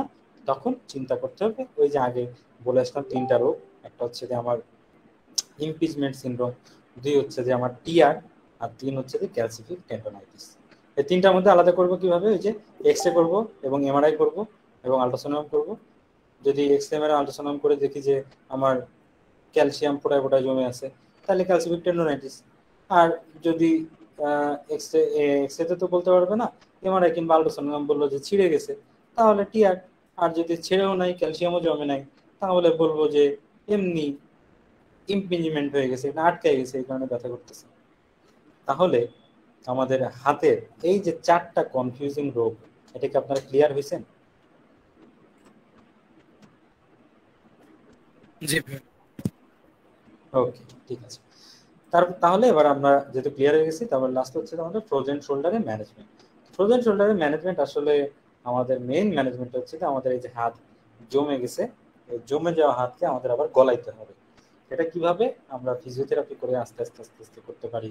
তারপরে আমরা এখানে যখন এখানে ইনফ্লামেশন চলতেছে, এই ইনফ্লামেশন কমানোর জন্য অ্যান্টি ইনফ্লামেটরি ড্রাগ দিলে কিন্তু ইনফ্লামেশনটাও কম হবে, ফাইব্রোসিসটাও কম হবে। সেই অ্যান্টি ইনফ্লামেটরি ড্রাগ হচ্ছে যে আমার স্টেরয়েড ইনজেকশন দিতে পারি। আর আরেকটা হচ্ছে যে যদি আসলে ঘটনা যা ঘটার ঘটে গেছে, ইনফ্লামেশনও হয়ে গেছে, ওয়েটে সব জমে গেছে, হাত আর এখন ছুটাতে পারতেছেন না, তখন শেষ একটা চেষ্টা করা যেতে পারে আর্থ্রোস্কোপি করে অল্প অল্প অল্প অল্প করে যে ফাইব্রোসিস হয়ে গেছিল, ফাইব্রোসিসটা গুলো একটু একটু কেটে দিলেন, তাহলে আস্তে আস্তে আস্তে আস্তে আবার টেন্ডনগুলো একটু লুজ হয়ে যাবে, তখন হাত আবার আগের মতো নাড়ানো শিখবে। এটা হচ্ছে আমাদের ম্যানেজমেন্ট। আর এই যে ছোটখাটো একটা আছে গ্লেনো হিমোরাল আর্থ্রাইটিস, এটা নিয়ে একটু বলি। সেটা হচ্ছে দেখি যে মানে যদি কোনো একটা কারণে আমাদের আর্থ্রাইটিস আসলে কি, আর্থ্রাইটিস হচ্ছে যে কোনো জয়েন্টের ইনফ্ল্যামেশন। আর অস্টিও আর্থ্রাইটিস মানে হচ্ছে যে এই কোনো ধরনের ইনফ্ল্যামেটরি কন্ডিশন এমনি হাড় আস্তে আস্তে ক্ষয়ে যাওয়ার কারণে যদি আমাদের জয়েন্টে পেইন হয়, সেটা হচ্ছে অস্টিও আর্থ্রাইটিস। তো আসলে এই যে অস্টিও আর্থ্রাইটিসে হয়টা কি, একদম যদি সহজ বাংলায় বলি, সহজ বাংলাতে হচ্ছে যে আমাদের যে কোনো জয়েন্টের ক্ষেত্রে এটা সত্য, শোল্ডার জয়েন্ট হোক বা নি জয়েন্ট হোক, যে আমাদের জয়েন্টের যদি হাড়, দুইটা হাড় একটা আরেকটার সাথে লেগে থাকতো, হাড় কিন্তু একটা শক্ত জিনিস, তাহলে এটা কি যে আমরা নড়াচড়া করতে গেলে হাড় টাস টাস টাস করে শব্দ হইতো, ঘষা খাইতো, ব্যথা হইতো। এটা যাতে না হয় এই জন্য আল্লাহ তাআলা আমাদেরকে করে দিছে কি যে মানে দুইটা শক্ত জিনিসের উপর একটা স্মুথ একটা সারফেস করে দিছে, যেটা হচ্ছে কার্টিলেজ করে দিছে। কার্টিলেজ তো একটা পিছলা জিনিস, তো তখন আর এরকম ঘষা টসা খায় না, কটকটে শব্দ করে না, ব্যথাও করে না, সুন্দর পিছলায় পিছলায় শব্দহীন ভাবে মেশিন চলিতে থাকে। তো কোনো একটা কারণে ধরেন আপনি দীর্ঘদিন ধরে কোনো একটা ট্রমা পাইছেন, কিংবা over use of any joint, এরকম এক কারণে আমার যদি, কিংবা ধরেন ইনফেকশনই হয়েছিল সাপোজ, এটার কারণে যদি কার্টিলেজটা ক্ষয়ে যায়, তাহলে ওই যে যে অসুবিধাটার কথা বললাম, ওই অসুবিধাটা আবার হইতে পারে। সেটা কি, ওই যে রোগী তখন বলবে যে আমি হাঁটু ভাঁজ করতে গেলে কটকট করে, কিংবা হাত নড়াইতে গেলে কটকট করে, হাত আমি যদি জয়েন্ট মুভমেন্ট করতে যাই তখন ব্যথা করে। তো এটাই হচ্ছে যে মানে আর্থ্রাইটিস। আর্থ্রাইটিস হলে আমরা ডায়াগনোসিস করে কি করে, এক্স রে করেই সাধারণত করা যায়। আর এক্স রেতে যদি না পাওয়া যায় তাহলে সিটি স্ক্যান। তো এক্স রে করে কিভাবে পাওয়া যায় সেটা হচ্ছে যে আপনারা যখন এই, যদিও শোল্ডার পড়েছে কিন্তু এটা নি দিয়ে উদাহরণ দিই, নি এর এক্স রে যদি কোনোদিন দেখে থাকেন, তাহলে দেখবেন যে উপর থেকে ধরেন এরকম একটা ফিমার দেখা যায়, আর নিচ থেকে এরকম একটা টিবিয়া দেখা যায়, আর মাঝখানে থাকে একটা বিশাল ফাঁকা জায়গা। তা আপনাদের কি ধারণা যে এই একটা হাড় আর একটা হাড়ের উপর এরকম ভেসে থাকে? নিশ্চয়ই ভেসে থাকে না। তাহলে এক্স রেতে এরকম বিশাল একটা ফাঁকা জায়গা কেন? এখানে আসলে কি আছে, পানি আছে? তাও না, পানির উপর কি দুইটা হাড় এরকম ভেসে থাকতে পারে? আসলে এখানে কি থাকে, এই যে দুইটা হাড়ের আর্টিকুলার কার্টিলেজ আছে না, এই আর্টিকুলার কার্টিলেজটা এখানে থাকে। এই যে ধরেন এই ফিমারের আর্টিকুলার কার্টিলেজটা এইভাবে থাকে, আর টিবিয়া আর্টিকুলার কার্টিলেজটা এইভাবে থাকে। এবার কিন্তু দেখেন আপনার কমন সেন্স হচ্ছে হাড় কিন্তু ভেসে নাই, হাড় কিন্তু একটা একটার সাথে আসলে ঠেস দিয়েই আছে। কিন্তু আমরা জাস্ট যেহেতু কার্টিলেজ এক্সরেতে দেখা যায় না, এই জন্য আমাদের আপাত দৃষ্টিতে মনে হয় এক্সরেতে এরকম দুইটা হাড় একটা আরেকটার উপর এরকম ভেসে আছে, মাঝখানে একটা বিশাল বাতাস, ফাঁকা জায়গা। তো আমরা অস্টিওআর্থ্রাইটিস ডায়াগনোসিস করি এই যখন এই যে আমাদের অস্টিওআর্থ্রাইটিস রোগটা মানে কি, রোগটা মানে হচ্ছে যে এই যে এখানকার যে কার্টিলেজ, এই কার্টিলেজটা যদি ক্ষয় হয়ে যায়, তো ক্ষয় হয়ে গেলে কি হবে, তখন এই যে মাঝখানের যে গ্যাপটা, ওই গ্যাপটা কমে যাবে। তখন আপনার এক্স রে দেখলে আসলেই মনে হবে যে দুইটা হাড় একটা আরেকটার সাথে মনে হয় লেগে আছে। এইটাই হচ্ছে যে আমাদের অস্টিওআর্থ্রাইটিস, আমরা এক্স রের মাধ্যমে এভাবে ডায়াগনোসিস করি। বোঝা গেছে? হাড় কিভাবে এক্স রে যেরকম ভেসে থাকে, মনে হয় জানি ফিমার হচ্ছে টিবিয়ার উপরে উঠতেছে উঠতেছে, কারণ আসলে মাঝখানে অদৃশ্য একটা জিনিস থাকে। অদৃশ্য জিনিসটা যখন নষ্ট হয়ে যায়, তখন আসলে আর এরা উঠতে পারে না, এরা হাড়গুলো একটা আরেকটার সাথে লেগে যায়, এক্সট্রাতে আসে। এটাকেই বলে রিডিউসড জয়েন্ট স্পেস। এটা কিন্তু মনে করার কোনো কারণ নাই যেখানে পানি ছিল, পানি শুকিয়ে গেছে বলে জয়েন্ট স্পেস কমে গেছে। এখানে কার্টিলেজ গুলা যাকে দেখতে পাচ্ছিলাম না, সে আসলে নষ্ট হয়ে গেছে।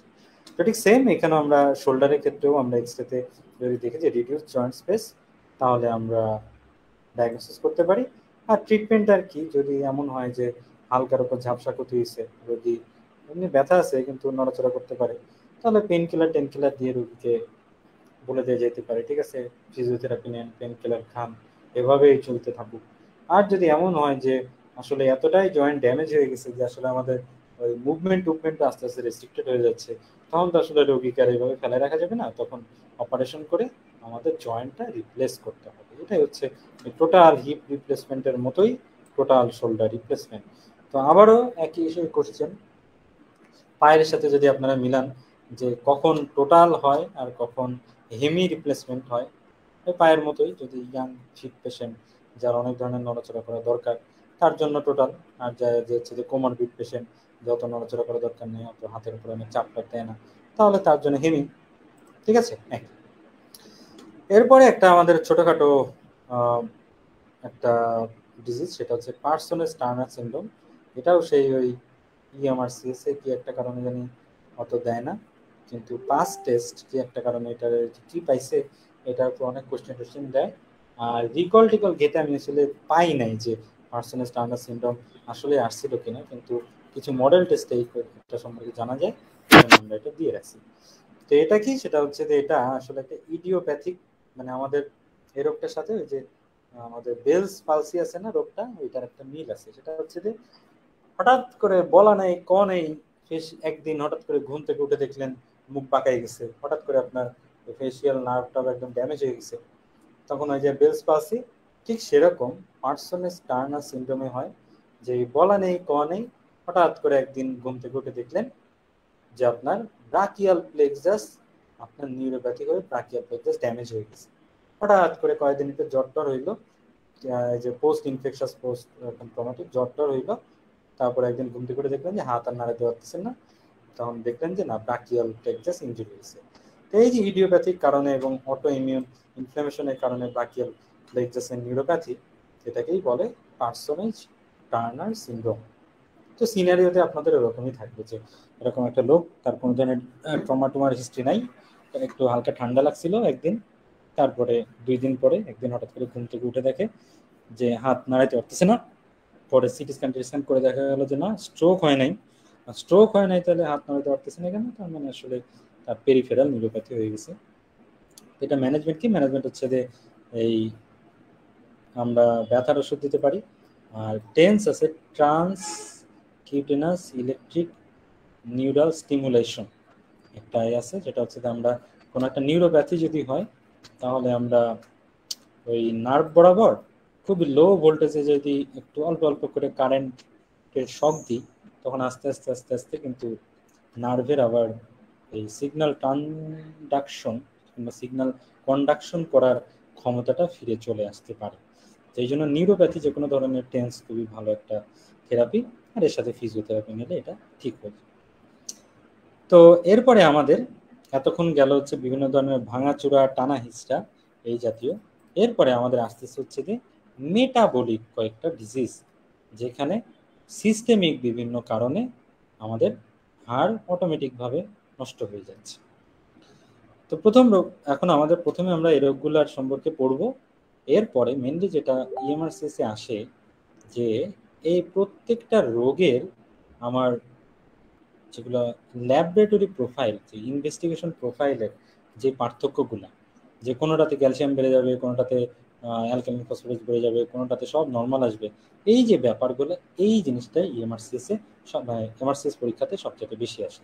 তা আগে আমরা রোগটা সম্পর্কে জানি, পরে হচ্ছে আমরা ইনভেস্টিগেশনগুলো নিয়ে আলোচনা করব। তো প্যাগেটস ডিজিজ কিংবা প্যাজেটস ডিজিজ যেটাই বলেন না কেন, আমি প্যাগেট বলেই জানি। এটা আসলে কি? এটা হচ্ছে যে সহজ বাংলায় আমাদের বোনস কিন্তু স্ট্যাটিক না। স্ট্যাটিক না বলতে যে একটা 70 বছরের একটা বৃদ্ধ, তার হাড়ের বয়স কিন্তু আসলে 70 বছর না। এর কারণ কি? এর কারণ হচ্ছে যে আমাদের শরীরের প্রত্যেকটা অর্গানই কিন্তু প্রতিনিয়ত কোনো কোনো জায়গায় ডিস্ট্রাকশন হয়, আবার কোনো কোনো জায়গায় নতুন করে তৈরি হয়। ভাঙা গোড়ার খেলা সবসময় চলতে থাকে। আমাদের বোনসের মধ্যে দুইটা কোর্স থাকে, একটা হচ্ছে অস্টিওক্লাস্ট আর আরেকটা হচ্ছে অস্টিওব্লাস্ট। অস্টিওক্লাস্টের কাজ হচ্ছে যে সে হচ্ছে যে রেগুলারলি কিছু বোন খেয়ে ফেলে, আর অস্টিওব্লাস্টের কাজ হচ্ছে যে সে রেগুলারলি কিছু বোনস তৈরি করে। এটা সবসময় একটা নির্দিষ্ট লিমিটের মধ্যেই থাকে। তো যদি কোনো কারণে এরা লিমিট ক্রস করে যায়, যে অতিরিক্ত বোন টার্নওভার হতে থাকে, মানে অস্টিওক্লাস যতটুকু খাওয়ার কথা একটু বেশি খেয়ে ফেলতেছে, এর কারণে অস্টিওব্লাস্টের উপর তো প্রেশার পড়তেছে, কাজের চাপ, ও তখন আবার বেশি বেশি করে বানানো লাগতেছে। তাহলে তখন কি হবে যে আমরা শরীরের বিভিন্ন জায়গায় আমরা বোনসে দেখবো যে ব্যথা হবে, এবং বিভিন্ন জায়গায় আমরা দেখবো যে বোনস আমাদের খেয়ে খেয়ে গেছে, মানে অস্টিওক্লাস খেয়ে ফেলছে, এখন ব্লাস্ট বানাচ্ছে কিন্তু এখনো বানিয়ে উঠতে পারেনি। তো এই রোগটাকেই বলা হচ্ছে যে প্যাজেটস ডিজিজ। তো তাহলে এইখানে আমাদের সাইন অ্যান্ড সিমটম কি থাকে? এটা আসলে বিভিন্ন হাড়ে ব্যথা থাকে এবং বিভিন্ন জায়গায় বোনসের ডিফর্মিটি হতে পারে। এবং এইখানে কিন্তু দেখেন যে প্যাথোলজিটা কি। প্যাথোলজি হচ্ছে যে এই লোকের কিন্তু একটাই সমস্যা, এর শরীরে কোনো ক্যালসিয়ামের কোনো শর্ট পড়ে নাই, সব ঠিক আছে, এর শুধু বেশি বেশি ভাঙাচোরা চলতেছে শরীরের মধ্যে। তো বোনস যখন ভেঙে যায়, বোনের মধ্যে যে স্ট্রোমা থাকে, সেই স্ট্রোমাগুলো যখন ভাঙে তখন একটা বাই প্রোডাক্ট তৈরি হয়, সেটাকে বলে অ্যালকালাইন ফসফেটেস। তো এই রোগীদের শুধুমাত্র এই অ্যালকালিন ফসফেটেসই বেশি থাকে, আর বাকি সব আপনি serum calcium, phosphate, vitamin D3 level, তার মানে এগুলাই তো করে, তাই না? যে কোনো বোনসের রোগটোগ হইলে আপনি মনে করবেন যে অস্টিওপোরোসিস হয়ে গেল কিনা, সব পরীক্ষা normal, just only alkaline phosphatase ওর বেশি, কারণ ওর ক্যালসিয়ামের কোনো কম নেই, ওর শরীরে ভিটামিন ডি কোনো কম নেই, ওর একটাই কম, তার হচ্ছে যে ভাঙাচোরা বেশি হচ্ছে। ভাঙাচোরা বেশির কারণে ভাঙাচোরার বাই প্রোডাক্ট যেটা, সেটা বেশি পাওয়া যাবে। তাহলে তার ট্রিটমেন্ট কি? ট্রিটমেন্ট হচ্ছে যে এত ভাঙাচোরা বন্ধ করতে হবে। এই কারণে এই রোগী কিন্তু, যেহেতু তার কোনো শরীরে শর্ট নেই, তাকে কিন্তু ওই গায়ে ব্যথা মানেই ক্যালসিয়াম নয়, তাকে কিন্তু ক্যালসিয়াম দিয়ে ট্রিটমেন্ট করলে হবে না। তাকে বিসফসফোনেট নামে একটা ওষুধ আছে, যেটা হচ্ছে যে অস্টিওক্লাস্টকে ইনহিবিট করতে পারে, যাতে অস্টিওক্লাস্ট তখন অত ভাঙাভাঙি করবে না। তো এইটা দিলে তখন আমাদের এই ভাঙাচোরা বন্ধ হয়ে যাবে, রোগ সেরে যাবে। এছাড়া আগে ক্যালসিটোনিন ইউজ করা হতো, তো বাট এখন যেহেতু বিসফসফোনেট চলে আসছে, সাইড ইফেক্ট তুলনামূলক কম এবং হাইলি ইফেক্টিভ, এই জন্য এখন বিসফসফোনেটটাই ব্যবহার করা হয়। তো সবগুলা শেষ, তার মধ্যে শুধু একটা, এটা হচ্ছে যে আবার ভ্যাজাইল্লা সাইড ইফেক্ট, যেটা রয়্যাল কলেজ ভ্যাজাইল্লা বলেই খুব পছন্দ করে, যেটা হচ্ছে যে এই প্যাজেস ডিজিজের যদি আমাদের খুলির মধ্যে হয়, মাথার খুলি, তো তখন আমরা জানি কি, যদি আমরা ওই অস্টিওলজিটা একটু মনে করি, তাহলে দেখবো যে ওই যে আমাদের দুইটা ক্রেনিয়াল নার্ভ একই সাথে একটা খুব হাড্ডিগুড্ডির মধ্যে দিয়ে পাস করে, সেটা হচ্ছে যে ওই যে ফেসিয়াল নার্ভ এবং আমাদের ভেস্টিবুলোকক্লিয়ার নার্ভ। এটা হচ্ছে ওই ইন্টারনাল অ্যাকিউস্টিক মিয়াটাস দিয়ে ঢুকে পুরা একদম ওই টেম্পোরাল বোনের পেট্রাস পার্টটাকে অতিক্রম করে এক্সট্রা তারপরে নিচ দিয়ে বেরোয় চলে আসে। মানে ফেসিয়াল নার্ভটা স্টাইলোমাস্টিক ফোরামেন দিয়ে বেরোয়, আর আমাদের ভেস্টিবুলোকক্লিয়ার তো কানের মধ্যেই থাকে। আর এ ব্যতীত অন্যান্য সকল ক্রেনিয়াল নার্ভ কিন্তু খুবই, মানে অত হাড্ডাগুড্ডির সাথে তো সম্পর্ক নাই। আপনি বলতে পারেন যে ঠিক আছে, এই নার্ভটা তো ভাইয়া ফোরামেন ওভালি দিয়ে গেছে, কিন্তু ও কিন্তু জাস্ট 1 থেকে 2 মিলিমিটার দূরত্ব সে হাড়ের মধ্যে দিয়ে যায়, জাস্ট ঝুঁকলো দরজা দিয়ে বেরিয়ে গেল। কিন্তু এই দুইটা নার্ভই যে একদম হাড়ের মধ্য দিয়ে অনেকক্ষণ ঘোরাঘুরি করে। এই কারণে যদি আমাদের প্যাজেস ডিজিজটা যদি টেম্পোরাল বোনকে এফেক্ট করে, তাহলে কিন্তু এই দুইটা নার্ভের প্যালসি হতে পারে। এই কারণে কিন্তু হঠাৎ করে এই যে রোগী কানে শোনা বন্ধ করে দিতে পারে। এটাই হচ্ছে ডিফনেসের এক্সপ্লেনেশন। আর আরেকটা হচ্ছে যে আমাদের যেহেতু খুব বোনস একদম তৈরি হচ্ছে, আবার বোনস ভেঙে যাচ্ছে, তো এই কারণে বোনসের ভাস্কুলারিটি বেড়ে যায়। তো বোনসের ভাস্কুলারিটি বেড়ে যাচ্ছে, এত রক্ত সাপ্লাই দিতে যে হার্টের উপরে কিন্তু একটা চাপ পড়ে। এই যে অতিরিক্ত হাইপার ডাইনামিক একটা সার্কুলেশন মেনটেন করতে যে মাঝে মাঝে হার্ট ফেলিউরও হয়ে যেতে পারে। অন্যান্য আরো সাইড এফেক্ট আছে, বাট এই দুইটা সাইড এফেক্ট একদমই মানে মানে কোনোভাবে রোগের সাথে মিলানো যায় না, এই জন্য আমি দুইটা এক্সপ্লেন করে দিলাম। এছাড়া বাকি সাইড এফেক্ট গুলো তো আপনারা নিজেরাই বুঝবেন। তাহলে প্যাজেস ডিজিজ আমরা বুঝে ফেললাম। এরপরে দুইটা রোগ আছে, যে দুইটা রোগ হচ্ছে যে আমাদের অস্টিওম্যালেশিয়া আর আরেকটা হচ্ছে রিকেটস। ঘটনা মোটামুটি কাছাকাছি, যে শরীরে ক্যালসিয়াম কিংবা ভিটামিন ডি এর শর্ট পড়ে গেছে। ক্যালসিয়াম কিংবা ভিটামিন ডি এর শর্ট পড়ে গেলে কি হবে, আমাদের যে হাড় প্রথমে তো থাকে কার্টিলেজ থাকে, এটার মধ্যে আস্তে আস্তে ক্যালসিফিকেশন হইতে হইতে তখন এটা হাড় হয়ে যায়, বোনস হয়ে যায়। তো যখন আপনার শরীরে ক্যালসিয়ামই শর্ট, তখন তো আবার ওই হাড় নরম হয়ে যাবে। তো এটা বলতেছে যে যদি আপনার বাচ্চাকালে যদি ক্যালসিয়াম শর্ট হয়, তখন সেটাকে বলে রিকেটস। আর যদি বড় হয়ে শর্ট হয়, সেটাকে বলে অস্টিওম্যালেশিয়া। তো তাহলে ছোটকালে যদি হয় তখন কি হবে, ছোটকালে তাহলে তখন ওই যে ছোটকালে তো যেহেতু বোনসটা তৈরি হচ্ছে, এই জন্য বিভিন্ন বোনস ডিফর্মিটি হবে। তার মানে দেখা যাচ্ছে আপনার রিপস টিপস বাঁকা হয়ে যেতে পারে। তো এটাকে বলে যে হ্যারিসন সালকাস তৈরি হয়। মানে আপনার রিপস এতই নরম হয়ে গেছে যে আমাদের ডায়াফ্রাম তো রিপসের সাথে লাগানো থাকে, ইনসারশন। তো এতই রিপস নরম যে ডায়াফ্রামে টানে টানে বিভিন্ন জায়গায় বাঁকাই চুকায় যায় আর কি। এছাড়া আরেকটা হতে পারে যে আপনাদের হাত পা বাঁকাই যেতে পারে এই। আর এছাড়া আরেকটা আছে যে আমরা এক্স রে করলে ডায়াগনোসিস করতে পারি। আমরা সারা জীবন পড়ছি যে widening and cupping of the epiphysis, but জীবনে দেখি নাই, সেই জন্য আমরা এক্স রেটা দিয়ে দিছি। এখানে যে এই জায়গাটাতে এপিফাইসিস নর্মালি থাকার কথা এরকম, দেখছেন যে হাড়টা নরম হয়ে যাওয়ার কারণে একদম সুনির্দিষ্ট যে বর্ডার থাকবে তা না, ওই এরকম চৌড়া হয়ে গেছে। এখানে দূরত্বটা দেখেন আর এখানে দূরত্বটা দেখেন। আর আরেকটা জিনিস দেখছেন যে এখানে একদম একটা স্ট্রেট একটা লাইন, মানে কেমন যেন একটা বাঁকা মতো হয়ে গেছে এরকম। এই এটাকেই বলে কাপিং, এটা কাপের মতো হয়ে গেছে। ওয়াইডেনিং এন্ড কাপিং অব্দি হয়, এটা দিয়ে আমরা রিকেটস ডায়াগনোসিস করতে পারি। আর অস্টিওম্যালাসিয়া হচ্ছে যে আমাদের মানে বড়দের ক্ষেত্রে শুধু একটা লুজার্স জোন নামে একটা জিনিস পাওয়া যায়, যেটা হচ্ছে যে যেহেতু হাড় নরম হয়ে যায় বিভিন্ন কারণে জায়গায় ছোট ছোট ছোট যেটা আমাদের মনে হয় যে একদম মাইনর মাইনর ফ্র্যাকচার দেখা যেতে পারে, ওইখানে তখন এটাকে বলে সিউডো ফ্র্যাকচার। তো ওই জিনিসটা আমরা অ্যাডাল্টের ক্ষেত্রে পাই। ঠিক। এবার তাহলে বলেন যে আমাদের ওই যে প্যাজেস ডিজিজে রক্ত পরীক্ষা করে আমরা কিন্তু ক্যালসিয়াম ট্যালসিয়াম সব নর্মাল পাইছিলাম আর অ্যালকালাইন ফসফেট বেশি পাইছিলাম। তাহলে অস্টিওম্যালেশিয়া এবং আমাদের ইসে রিকেটসে এখানে কি পাবো, এইখানে কিন্তু মোটামুটি সবগুলা পরীক্ষাতেই একটু উল্টাপাল্টা রিপোর্ট পাবো। কারণ এখানে আমাদের মেন প্যাথোলজি কি, মেন প্যাথোলজি হচ্ছে যে শরীরে ক্যালসিয়াম শর্ট পড়ে গেছে কিংবা ভিটামিন ডি শর্ট পড়ছে, এই কারণে ক্যালসিয়াম শর্ট পড়ে গেছে। তাহলে দেখেন যে আমরা ভিটামিন ডি পরীক্ষা করলে সিরাম ভিটামিন ডি3 করলে কম পাবো, ক্যালসিয়াম করলে কম পাবো। তারপরে ক্যালসিয়াম এবং ফসফেট দুইটাতে আসলে হাড়ের সাথে থাকে, এই জন্য ফসফেটে কম পাবো। আর এত ক্যালসিয়াম কমে যাওয়ার কারণে আমাদের হাড় তো ভেঙে যাচ্ছে, এই যে এরকম লাইসিস হয়ে যাচ্ছে। তো এটার কারণে যেহেতু লাইসিস হচ্ছে, অ্যালকালিন ফসফেটেজও আমরা বেশি পাবো। মানে এই তিনটা কম, ক্যালসিয়াম কম, ফসফেট কম, ভিটামিন ডি3 কম। আর এতগুলো কমের কারণে যেহেতু হাড় গুড্ডি নরম হয়ে গেছে, হাড় লাইসিস হয়ে যাচ্ছে, এই কারণে এবার অ্যালকালিন ফসফেটেজ বেশি পাবো। আমরা আগেই পড়ছি যে যে কোনো ধরনের হাড্ডি গুড্ডি লাইসিস কখন হয়, যখন এই লাইসিস হইলেই ভিতর থেকে অ্যালকালিন ফসফেটেজ বেরিয়ে আসে। তাহলে অস্টিওম্যালাসিয়া কিংবা রিকেটস এই দুইটারই ট্রিটমেন্ট কি, যেহেতু ক্যালসিয়াম শর্টেজের কারণে হচ্ছে কিংবা ভিটামিন ডি শর্টেজের কারণে হচ্ছে, এই জন্য এদেরকে ওই ক্যালসিয়াম এবং ভিটামিন ডি খাওয়াইলে এরা সুস্থ হয়ে যাবে। গেল।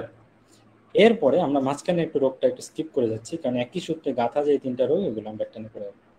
সবার লাস্টে আসতেছে কি, অস্টিওপোরোসিস। এই রোগটা তো আমরা খুব নাম শুনছি, কিন্তু এটা সম্পর্কে আমরা ডিটেলস একটু মাঝে মাঝে কম পড়া হয়। আমরা ক্যালসিয়াম কিছুক্ষণ আগে যখন রিকেটস পড়লাম কিংবা অস্টিওম্যালেশিয়া পড়লাম, তখন দেখলাম কি যে আমাদের শরীরে ক্যালসিয়াম শর্ট পড়ে গেছে, এই কারণে আমাদের হাড়ের মধ্যে ক্যালসিয়াম নাই, হাড় নরম হয়ে যাচ্ছে, এই কারণে হাড় ভেঙে যাচ্ছে। এটা ছিল হচ্ছে মেইন প্যাথোলজি। আর অস্টিওপোরোসিসে যেটা হয়, এইখানে কিন্তু ক্যালসিয়াম ট্যালসিয়াম অত শর্ট নাই। এইখানে আমাদের এই যে বোনস ফর্মেশন যে হয় আমাদের রেগুলার, সেই বোনস ফর্মেশন হওয়ার জন্য আমাদের বিভিন্ন ধরনের হরমোনের একটা ইফেক্ট থাকে। যেমন মেয়েদের ক্ষেত্রে ইস্ট্রোজেন, ছেলেদের ক্ষেত্রে টেস্টোস্টেরন। এই হরমোনগুলো একটা ইফেক্ট ফেলে, তারা একটা স্টিমুলেট করে আমাদের শরীরের বোন ফর্মেশন হওয়ার জন্য। তো ছেলেদের তো এই সমস্যা নাই, কিন্তু মেয়েদের যখনই আপনাদের এই শরীরে এই যে স্টিমুলেটরি যে হরমোনটা ইস্ট্রোজেন কমে যাবে, তখন কি হবে, নতুন করে হাড় তৈরি হবে না।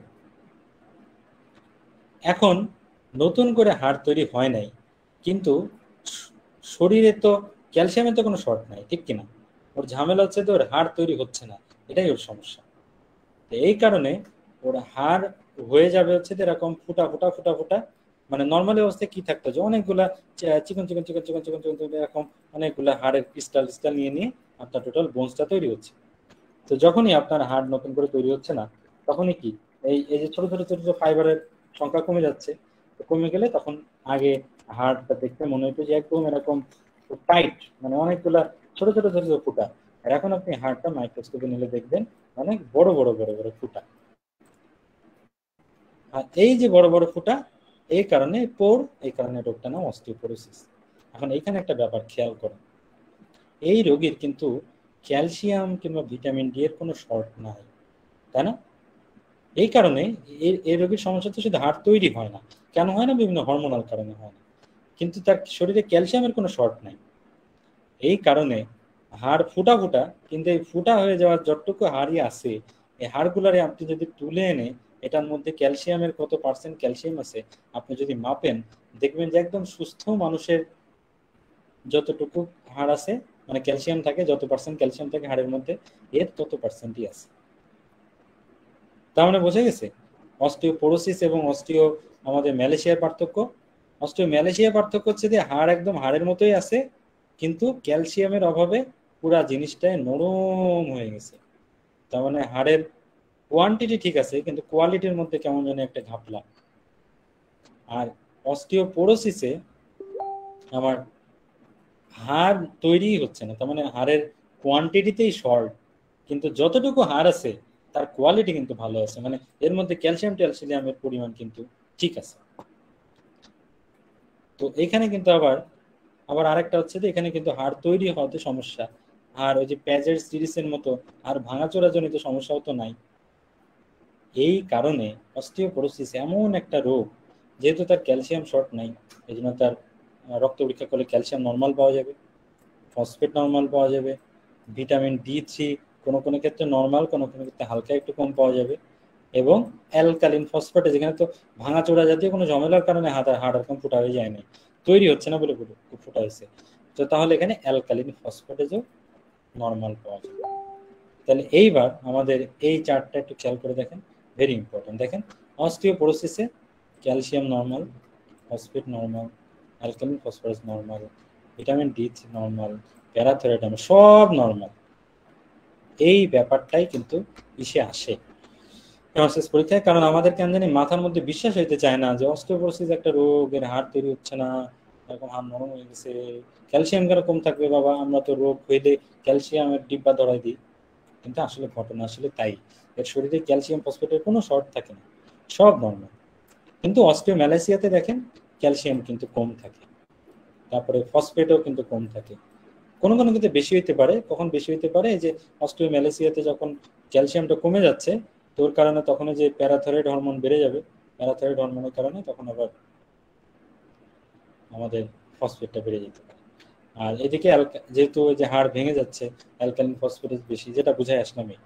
আর হাইপারথাইরয়েডিজম অস্টিওডিস্ট্রফি পড়ার দরকার নেই। মেন ব্যাপারটা হচ্ছে যে আমাদের এই যে প্যাজেস ডিজিজ, অস্টিওপোরোসিস আর অস্টিওম্যালেশিয়া, এই যে তিনটা রোগ, এই তিনটা রোগের রক্ত পরীক্ষা করলে কোনটাতে কি বেশি কম পাওয়া যাবে, এই জিনিসটাই মনে রাখতে হবে। তাহলে এটা কি আপনাদের ক্লিয়ার, যে অস্টিওপোরোসিস, অস্টিওম্যালেশিয়া এবং প্যাজেস ডিজিজের রক্ত পরীক্ষাতে কোনটা করলে কোনটা কম বেশি পাওয়া যাবে? ওকে, ঠিক আছে, জেনে খুশি হলাম। তাহলে এবার অস্টিওপোরোসিসের ম্যানেজমেন্টটা পড়ি। অস্টিওপোরোসিসের ম্যানেজমেন্ট হচ্ছে যে অ্যাকচুয়ালি আমাদের মেন কথা হচ্ছে যে অস্টিওপোরোসিসে যেহেতু আমাদের হাড় ক্যালসিয়ামের কোনো শর্ট নাই, শরীরে ক্যালসিয়াম লেভেলও নর্মাল, কিন্তু আসলে হরমোনের স্টিমুলেশনের অভাবে আমাদের হাড় তৈরি হওয়া কমে যাচ্ছে। তো তাহলে আসলে মেইন ট্রিটমেন্ট হওয়া উচিত ছিল যে আমরা একটু হরমোনাল স্টিমুলেশন দেওয়া। তো এটা কিন্তু আগে করা হইতো আসলে, যে এই চারটি হরমোন রিপ্লেসমেন্ট থেরাপি আছে না, হরমোন রিপ্লেসমেন্ট থেরাপি দিয়ে অস্টিওপোরোসিসকে রিভার্স করা হইতো এবং খুব সুন্দর রিভার্স হয়। বাট ঝামেলা হচ্ছে যে আসলে এটা সাইড ইফেক্ট খুব বেশি, তো শুধু শুধু ভালো করতে যে খারাপ করে দেওয়ার তো দরকার নেই। এই কারণে রিসেন্ট গাইডলাইনে বলতেছে যে আসলে আমরা তিনটা যদি দিই, যে আমাদের ওই যে ক্যালসিয়াম যদি একটু ওভারলোড করি, অভাব নাই ঠিক আছে, তারপরে ক্যালসিয়াম দিলাম, ভিটামিন ডি3 একটু বেশি বেশি করে দিলাম, আর এর সাথে যে বিসফসফোনেট, যেটা ওই যে আমরা প্যাজের ডিজিজে বললাম, যেটা হচ্ছে যে অস্টিওক্লাস্টকে বাধা দেয়। এখানে আমরা মানে অস্টিও যাচ্ছে হাড় তৈরি হচ্ছে না, কিন্তু ওই যে রেগুলার রিমডেলিং এর জন্য একটু একটু করে তো হাড় আমাদের ভাঙা লাগবেই, এটা শরীরের নর্মাল প্রসেস। তো ওই যতটুকু নর্মাল ভাঙতো এটারও আমরা বন্ধ করে দিব, তাহলে আমরা বিসফসফোনেট দিব। তো এই তিনটা হচ্ছে যে আমাদের main treatment, calcium, vitamin D3, bisphosphonate. তো আমরা কখন করি এটা হচ্ছে ওরা বলতেছে যে আমরা যদি কোনো একটা রোগী দেখা যাচ্ছে যে হাত মানে অস্টিওপোরোসিস মানে আগে তো বুঝে নাই, প্রথম একদিন হঠাৎ করে টয়লেটে পড়ে যে হাত পা ভেঙে ফেলেছে, তখন কি কারণে টয়লেটে পড়ে হাত পা ভেঙে গেল, ডায়াগনোসিস করতে যে আমরা দেখলাম অস্টিওপোরোসিসের কারণে হাত পা ভাঙছে। তার মানে আমরা ফ্র্যাকচারের পরবর্তীতে অস্টিওপোরোসিসটা ডায়াগনোসিস হলো, তখন আমাদের অবশ্যই আমরা রোগীকে যখন ছুটি দিব, মানে অপারেশন করছি কিংবা প্লাস্টার করছি, তখন অবশ্যই তিনটা একই সাথে দিতে হবে। এই জন্য এই দেখেন বড় করে লিখে রাখছি, bisphosphonate, calcium and vitamin D3 should be given to all patient aged over 75 years after having a fracture. আর যদি ধরেন ভাঙাচোরা হয় নাই কিংবা বয়স 75 বছরের কম, এমনি গা ম্যাজ করে, মাজায় ব্যথা করে, এই কারণে আপনার কাছে আসছে, তখন ডায়াগনোসিস করার উপায় হচ্ছে যে ডেক্সা স্ক্যান। ডেক্সা স্ক্যান এটা হচ্ছে যে আসলে কিছুই না, এটা আসলে একটা আমরা ম্যামোগ্রাম যেমন একটা আসলে দিন শেষে একটা এক্সরে, এটা আসলে লো ভোল্টেজ এক্সরে। ম্যামোগ্রাম আর এক্সরের মধ্যে তো পার্থক্য বুঝেন, ম্যামোগ্রাম আসলে কিছুই না, ম্যামোগ্রাম একটা এক্সরে, এটা তো লো ভোল্টেজ এক্সরে। ঠিক সেরকম ডেক্সা স্ক্যান হচ্ছে আসলে দুইটা এক্সরের বিয়োগফল। মানে ডেক্সা স্ক্যান করলে একটা মেশিন দিয়ে এক্সরে ওয়েভ বের হয়, সে হচ্ছে দুইবার দুই ধরনের এক্সরে রেডিয়েশন দেয়। তো তখন হয় কি যে এক্সরে যখন আপনি একটা শরীরের মধ্যে ফেলাবেন, কিছু কিছু রে সরাসরি একদম শরীর ভেদ করে চলে যাবে, আর কিছু পার্সেন্টেজ রেডিয়েশন কিন্তু আমাদের বোন অ্যাবজর্ব করবে। তো তাহলে আপনার দুইবার আপনি যখন এক্সরে ফেলাবেন, তখন দুই ধরনের অ্যাবজর্পশন হবে, দুই ধরনের কম্পিউটারের ভ্যালু আসবে। এরপরে দুইটা ভ্যালুকে যদি আপনি মাইনাস করেন এবং তারপরে কম্পিউটারে যে মানে আগে থেকে ভ্যালু দেওয়া থাকে যে বোনের ডেন্সিটি যদি এত হয় তাহলে আমাদের বিয়োগফল এত আসবে, কোঅর্ডিনেট করে তখন কম্পিউটারই বলে দেয় যে তার বোনের ডেন্সিটি আসলে এত। এই যে আমরা এভাবে দুইটা এক্সরে মানে দিয়ে এবং দুইটা এক্সরে দেওয়ার পরে কতখানি অ্যাবজর্ব হইলো, এই দুইটার মধ্যে বিয়োগফল বের করার মাধ্যমে আমরা যে হাড়ের ঘনত্ব বের করলাম, এই পরীক্ষাটাকেই বলে ডেক্সা স্ক্যান। তো ডেক্সা স্ক্যান হচ্ছে যে আমাদের অস্টিওপোরোসিস ডায়াগনোসিসের জন্য একদম গোল্ড স্ট্যান্ডার্ড পরীক্ষা। তো এটা করে যদি দেখা যায় যে আসলে আমাদের বডির যেই ঘনত্ব হাড়ের, সেটা হচ্ছে যে স্ট্যান্ডার্ড ডেভিয়েশনের চাইতে 2.5 স্ট্যান্ডার্ড ডেভিয়েশনের কম হয়ে গেছে, তখন আপনি আগের থেকেই অস্টিওপোরোসিস প্রিভেন্টিভ থেরাপি শুরু করতে পারেন হাত পা ভাঙার আগেই। ঠিক আছে, এই যে আগেই যদি করা হয় তাহলে আমরা 2.5 স্ট্যান্ডার্ড ডেভিয়েশনের বিলো যদি ভ্যালু আসে আপনার হাড়ের ঘনত্বে, আপনি তখন ভাঙাচোরা করার আগেই কিংবা কম বয়স হইলেও আপনি তিনটা থেরাপি, ক্যালসিয়াম, ভিটামিন D এবং হচ্ছে যে বিসফসফোনেট ড্রাগ, এই তিনটা আপনি দিতে পারেন। এই হচ্ছে যে আমার অস্টিওপোরোসিসের ম্যানেজমেন্ট। আর মাঝখানে একটা আমরা হাড্ডির রোগ আমরা বাদ দিয়ে গেছি, সেটা হচ্ছে যে সিউডো গাউট। তো সিউডো গাউট পড়াইতে গেলে গাউট ব্যাপারটা কি এটাও চলে আসে, আগে গাউট বুঝতে হবে তারপরে সিউডো গাউট বুঝতে হবে। তো গাউট কি? গাউট হচ্ছে যে আমাদের শরীরে যখন মনোসোডিয়াম ইউরেট নামে কিন্তু ইউরিক অ্যাসিড যখন বেশি হয়ে যায়, তখন এই ইউরিক অ্যাসিডগুলো বিভিন্ন জয়েন্টে জয়েন্টে জমতে থাকে, তখন আমাদের জয়েন্টে পেইন হয়, এটাই গাউট। এখন যদি ঘটনা সেম কিন্তু কেমিক্যাল আলাদা হয়, সেটাই সিউডো গাউট। মানে হচ্ছে সেম ঘটনা যদি আপনার ইউরিক অ্যাসিড না জমে অন্যান্য জিনিস জমার কারণে হয়, সেটাকেই বলে সিউডো গাউট। তাহলে অন্যান্য জিনিস কি জমতে পারে? এক হচ্ছে যে আপনার যদি হাইপার প্যারাথাইরয়েডিজম থাকে, তাহলে শরীরে ক্যালসিয়ামের পরিমাণ বেড়ে যাবে, তখন আপনার অতিরিক্ত ক্যালসিয়াম জয়েন্টে জমে যেতে পারে। কিংবা আপনার যদি হিমোক্রোমাটোসিস রোগ থাকে, তাহলে শরীরে আয়রন বেশি হয়ে যাবে, তখন ওই আয়রন জয়েন্টে জমে যেতে পারে। কিংবা আপনার যদি উইলসনস ডিজিজ থাকে, তাহলে অতিরিক্ত কপার যেটা আপনার শরীরে জমে গেছে, সেই কপারটা জয়েন্টে জমে যেতে পারে। তাহলে ঘটনা এক কিন্তু কেমিক্যাল আলাদা, এটাই হচ্ছে সিউডো গাউট। তো তাহলে আমরা গাউট এবং সিউডো গাউটের মধ্যে পার্থক্য করি কি? এক হচ্ছে যে গাউটে আমার পায়ের বুড়ো আঙ্গুলে ধরে, এই যে বুড়ো আঙ্গুলের কার্টুন দেওয়া আছে লাফাচ্ছে। আর সিউডো গাউটে সাধারণত আমাদের নি, রিস্ট এবং শোল্ডার ধরে। এক, দুই হচ্ছে যে আমাদের এখানে যে কেমিক্যাল যেটা, ওটা আমরা আলাদা বলতেছি, এখানে ইউরিক অ্যাসিডের এখন অন্য কেমিক্যাল। আর তিন হচ্ছে যে এই যে কেমিক্যালটা, ওইটার আমরা যদি মাইক্রোস্কোপের আন্ডারে এবং তার এই কেমিক্যালটা রিফ্র্যাকশনটা আমরা চেক করি, তখন দেখব যে এ হচ্ছে যে নেগেটিভলি বাই রেফ্রিনজেন্ট হয়, যেটা অ্যাকচুয়াল মিনিংটা আমি ঠিক জানি না, মানে ওটা একটা রিফ্র্যাকশন, আলোর যে প্রতিসরণ, ওটা একটা প্রপার্টিস। তো গাউটে এই যে ইউরিক অ্যাসিডটা হচ্ছে নেগেটিভলি বাই রেফ্রিনজেন্ট হয়, আর সিউডো গাউটের কেমিক্যালগুলো পজিটিভলি বাই রেফ্রিজেন্ট হয়, মানে নীল কালার টাইপের দেখায় আর কি, আর এটাতে হলুদ কালার। আর এই গাউটের যে ক্রিস্টালগুলো জয়েন্টে জমে, এগুলো দেখতে হচ্ছে নিডল শেপ, আর সিউডো গাউটের কেমিক্যালগুলো হচ্ছে এরকম যে রম্বয়েড শেপ। তো মোটামুটি এই দুইটা ছবি, একটু কার্টুনটা দেখলেই গাউট এবং সিউডো গাউটের পার্থক্যটা বোঝা যায়। ঠিক আছে, গাউট, সিউডো গাউট, অস্টিওপোরোসিস শেষ। এরপরে আমরা লাস্টে চলে আসতেছি হচ্ছে যে আমাদের ভার্টিব্রাল কলাম। তো ভার্টিব্রাল কলামের আমাদের সবচেয়ে যেটা তিনটা কনফিউজিং রোগ, এই নামটা আসলে উজবেকিস্তান, তাজিকিস্তান, কাজাকিস্তান, কিরগিস্তান, এটা তুর্কমেনিস্তান, এটার মতো আর কি, যে সবগুলোই কাছাকাছি। সেটা হচ্ছে তিনটা: স্পন্ডাইলোলাইসিস, স্পন্ডাইলোলিস্থেসিস, স্পন্ডাইলোসিস। এই তিনটার পার্থক্যটা আমাদের বুঝতে হবে। সবার আগে তিনটা আমরা পড়বো, তারপরে বাকি তিনটা যেটা রোগ আছে এটা। এই তিনটা রোগের আপনি আসলে নামকরণটা পড়তে হবে। সবার আগে দেখবেন যে লাইসিস আছে, যেটাতে লাইসিস মানে কি, একটা জিনিস ভেঙে যাওয়া, তাই না, মানে ভাগ হয়ে যাওয়া, গলে যাওয়া। তো সেটা হচ্ছে যে আমাদের এই যে ভার্টিব্রা ইন্ডিভিজুয়াল, ভার্টিব্রার সামনে তো বডি, আর এই পাশে থাকে যে ভার্টিব্রাল আর্চ, পেডিকেল, ল্যামিনা, টেমিনা, এগুলো থাকে। তো কোন একটা রোগের কারণে যদি আমাদের এই যে পেডিকেল কিংবা ল্যামিনা এখানে যদি ভেঙে যায়, এখানে যদি এরোশন হয়ে যায়, তাহলে যে রোগটা, সেটাকে বলে স্পন্ডাইলোলাইসিস। মনে রাখতে হবে, একটা জিনিস ভেঙে গেছে, একটা জিনিস লাইসিস হয়ে গেছে, একটা জিনিস গলে গেছে। ঠিক আছে, তাহলে কি হবে, এই রোগী মাজা ব্যথা নিয়ে আসবে, এই রোগীর হয়তো রেডিয়েটিং পেইন থাকলো, হিস্ট্রি এটা।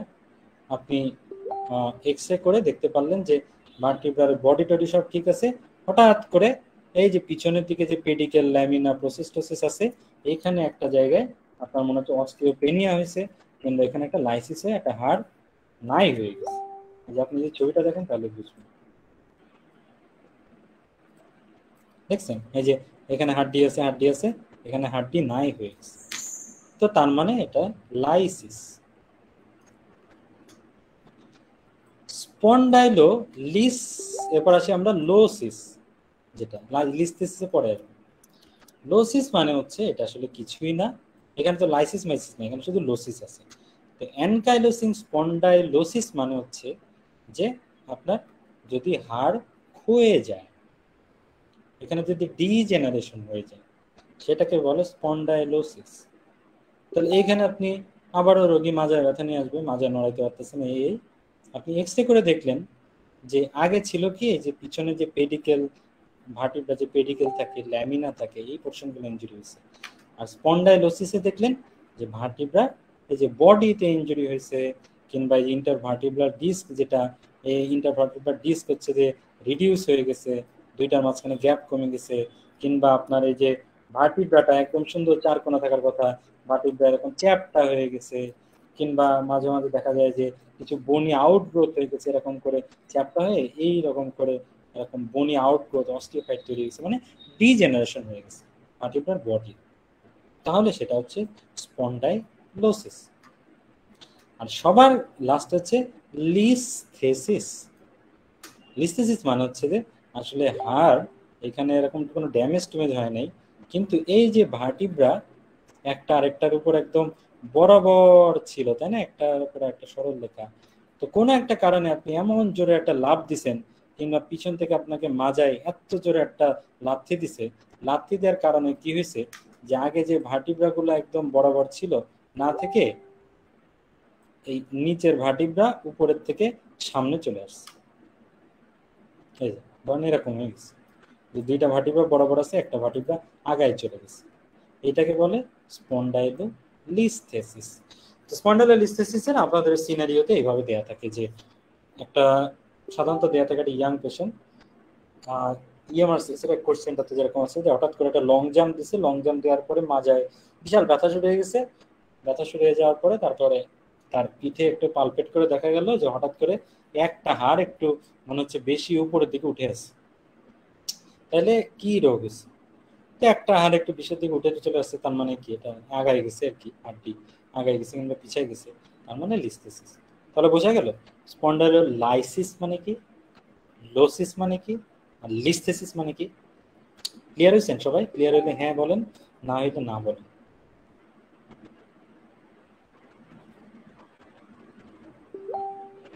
লাইসিসটা একটু আরেকবার বলবেন। লাইসিস মানে হচ্ছে যে একটা জিনিস ভেঙে যাওয়া, একটা জিনিস ব্রেক ডাউন হওয়া, একটা জিনিস গলে যাওয়া। তার মানে আমাদের কি হয়, স্পন্ডাইলোলাইসিসে আমাদের হাড়ের কিন্তু ভার্টিব্রাল দুইটা পার্ট থাকে, একটা হচ্ছে ভার্টিব্রাল বডি আর আরেকটা হচ্ছে ভার্টিব্রাল আর্ক, মানে হচ্ছে পিছনের দিকের এই যে ছেঁড়া বেড়া অংশ যেগুলো, তো এগুলা কিরকম থাকে আমাদের ভার্টিব্রা দেখতে হয় এরকম, এই ভার্টিব্রালের পিছন থেকে দুইটা উঠে, এটাকে বলে হচ্ছে পেডিকেল। তারপরে পেডিকেলের সাথে এরকম ট্রান্সভার্স প্রসেস থাকে। এরপরে এরপরে আরো একটু আড়াআড়ি একটু হরাইজন্টাল দুইটা থাকে, এই পার্টটাকে বলে ল্যামিনা। এই দুইটা ল্যামিনা একসাথে যোগ হয়ে এবার স্পাইনাস প্রসেস হয়, আর এর মাঝখান দিয়ে স্পাইনাল কলাম যায়। ঠিক আছে, এটা তো একটা নর্মাল ভার্টিব্রাল বিভিন্ন অংশ। তো ভার্টিব্রাল বডির কিছু হয় নাই, কিন্তু এই পিছনের যে অংশগুলো নিউরাল ভার্টিব্রাল আর্চ, যেটা এই ধরেন এই পেডিকেল, যেটা এই পেডিকেলটা কোনো একটা কারণে ভেঙে গেছে, কিংবা অস্টিওপোরোসিস হয়ে লাইসিস হয়ে গেছে, কিংবা কোনো একটা আপনার ইনফেকশন হয়েছে, অস্টিওমাইলাইটিস হয়ে এই পেডিকেলটা গলে গেছে। যদি ভার্টিব্রাল বডির কোনো ক্ষতি হয় নাই, কিন্তু পিছনে যে পেডিকেল, এই যে ল্যামিনা, এইগুলার যদি কোনো কারণে লাইসিস হয়ে যায়, এগুলো কোনো একটা কারণে ব্রোক ডাউন হয়, এগুলো কোনো কারণে ফ্র্যাকচার হয়, সেটাকে বলে স্পন্ডাইলোলাইসিস। বুঝতে পারছেন? জি ভাইয়া, জি ভাইয়া। ওকে ওকে। তাহলে এছাড়া আমাদের ভার্টিব্রাল কলামের আর দুই চারটা ভবিচুকি রোগ আছে। একটা হচ্ছে যে আমাদের অ্যানকাইলোসিং স্পন্ডিলাইটিস, লাইটিস যেহেতু আছে, একটা টিস আছে, আমরা অ্যাপেন্ডিসাইটিস, কোলেসিস্টাইটিস। তো এইটার তার মানে আইটিস থাকলে একটা ইনফ্ল্যামেশন, অ্যানকাইলোসিং স্পন্ডিলাইটিস মানে এটা ভার্টিব্রাল কলামের ইনফ্ল্যামেশন। এখন পর্যন্ত যে যতগুলো রোগ ছিল কোনোটা থেকে ইনফ্ল্যামেশন ছিল না। লোসিস মানে ডিজেনারেশন, লাইসিস মানে ভেঙে যাওয়া, লিস্থেসিস মানে আগায় যাওয়া। কিন্তু স্পন্ডিলাইটিস, টিস মানে ইনফ্ল্যামেশন। তো আমাদের এরকম কোনো ডিজেনারেশন না হয়ে যদি আমাদের কাছে কোনো একটা অটো ইমিউন কন্ডিশনের কারণে আমাদের ভার্টিব্রাল কলামের ইনফ্লেমেশন হয়, এবং ইনফ্লেমেশন তখন তাকে বলে অ্যানকাইলোসিং স্পন্ডিলাইটিস। তো অ্যানকাইলোসিং কথাটার মানে হচ্ছে যে জোড়া লেগে যাওয়া। তার মানে আমরা জানি কি শরীরের কোনো একটা জায়গায় ইনফ্লেমেশন হইলে ফাইব্রোসিস হয়, তাই না? ওই যে কিছু আগে আমরা বললাম কোনো একটা রোগ করতে যে, তো ওই যে সরি কি জানি ফ্রোজেন শোল্ডার করতে যে যেমন বললাম, যে প্রথমে ইনফ্লেমেশন হয়, ইনফ্লেমেশন তারপরে যখন আস্তে আস্তে কমে আসে ফাইব্রোসিস হয়ে যায়। তার মানে শরীরের যে কোনো ক্রনিক ইনফ্লেমেশনের পরিণতি হচ্ছে যে ফাইব্রোসিস। তো সেইভাবে দেখা যাচ্ছে আমাদের এরকম দীর্ঘদিন ধরে অটো ইমিউন হইতে হইতে আমাদের যদি অ্যানকাইলোসিং মানে এরকম স্পন্ডিলাইটিস চলতে থাকে, তখন ফাইব্রোসিস হয়ে লাস্টে কি হয়, সব বোনসগুলা একটার একটার সাথে জোড়া লেগে যায়, একদম স্যাক্রাম লেগে যায় আপনার আইরিয়ামের সাথে। দুইটা ভার্টিব্রা বডি হচ্ছে মাঝখানে যে ইন্টারভার্টিব্রাল যে ডিস্ক ছিল সব ডিজেনারেটে জোড়া লেগে যায়। তার মানে রোগী আর মানে কোনোভাবে বাঁকাইতে নড়াইতে চড়াইতে ভাঁজ হইতে পারে না, মনে হচ্ছে পুরা একটা শটান একটা সব জোড়া লেগে গেছে। এই যে রোগটা, এটাকেই বলে হচ্ছে যে অ্যানকাইলোসিং স্পন্ডিলাইটিস। এটা হচ্ছে যে একটা ক্রনিক ডিজিজ, এটা একটা অটোইমিউন ডিজিজ। যাদের HLA-B27 পজিটিভ হয় তাদের এটা হয়, এবং এটাতে হয় কি যে লস অফ লাম্বার লর্ডোসিস, রোগী বাঁকাচোরা হইতে পারে না, রোগী কাইফোসিস মানে সামনের থেকে বাঁকা হয়ে যাওয়া, পূজা হয়ে যাওয়া, এটা হয়। আর এটা সাধারণত এফেক্ট করে হচ্ছে যে আমাদের যে স্যাক্রাম এবং আইলামের মাঝখানে যে জয়েন্টটা, স্যাক্রো আইলিয়াক জয়েন্ট, এইখানে সবার আগে হয়। এখানে রোগীর মাজায় ব্যথা করে আসে, তারপরে কি রোগীর আগে প্যান্টের ভিতরে হাত ঢুকায় ওই যে স্যাক্রো আইলিয়াক জয়েন্ট বরাবর চাপ দিতে হবে, তখন দেখবেন যে ওই জায়গায় ব্যথা। রোগীর কিন্তু পিঠে মিঠে কোনো ব্যথা থাকবে না শুরুর দিকে, প্রথমে এখানে থাকে। তো তখন এখানে ব্যথা থাকা মানে এটা হচ্ছে অ্যাঙ্কাইলোসিস স্পন্ডিলাইটিস। তারপর আছে শিওরম্যান ডিজিজ আছে একটা, সেটা হচ্ছে যে এটা সাধারণত টিনেজের হয়, তাদের হচ্ছে এরকম পিঠে ব্যথা নিয়ে আসে। তো এখানে যেরকম অটো ইমিউন কন্ডিশনের কারণে ফাইব্রোসিস হয়, ওদের ফাইব্রোসিস টাইব্রোসিস কিছু থাকে না, জাস্ট আমাদের যে ভার্টিব্রাল জয়েন্ট মানে বডিগুলা ওইখানে ইনফ্লামেশন হয়। ইনফ্লামেশন হয়ে মানে নর্মালি তো থাকে হচ্ছে যে এরকম 4 কোণা থাকে, তো ভার্টিব্রাল বডিগুলা ক্ষয়ে ক্ষয়ে এরকম যেন 3 কোণা ধরনের হয়ে যায়। এই যে সামনের দিকে এরকম চোখা হয়ে গেল ক্ষয়ে ক্ষয়ে, যে এটাকেই বলে অ্যান্টেরিয়র ওয়েজিং।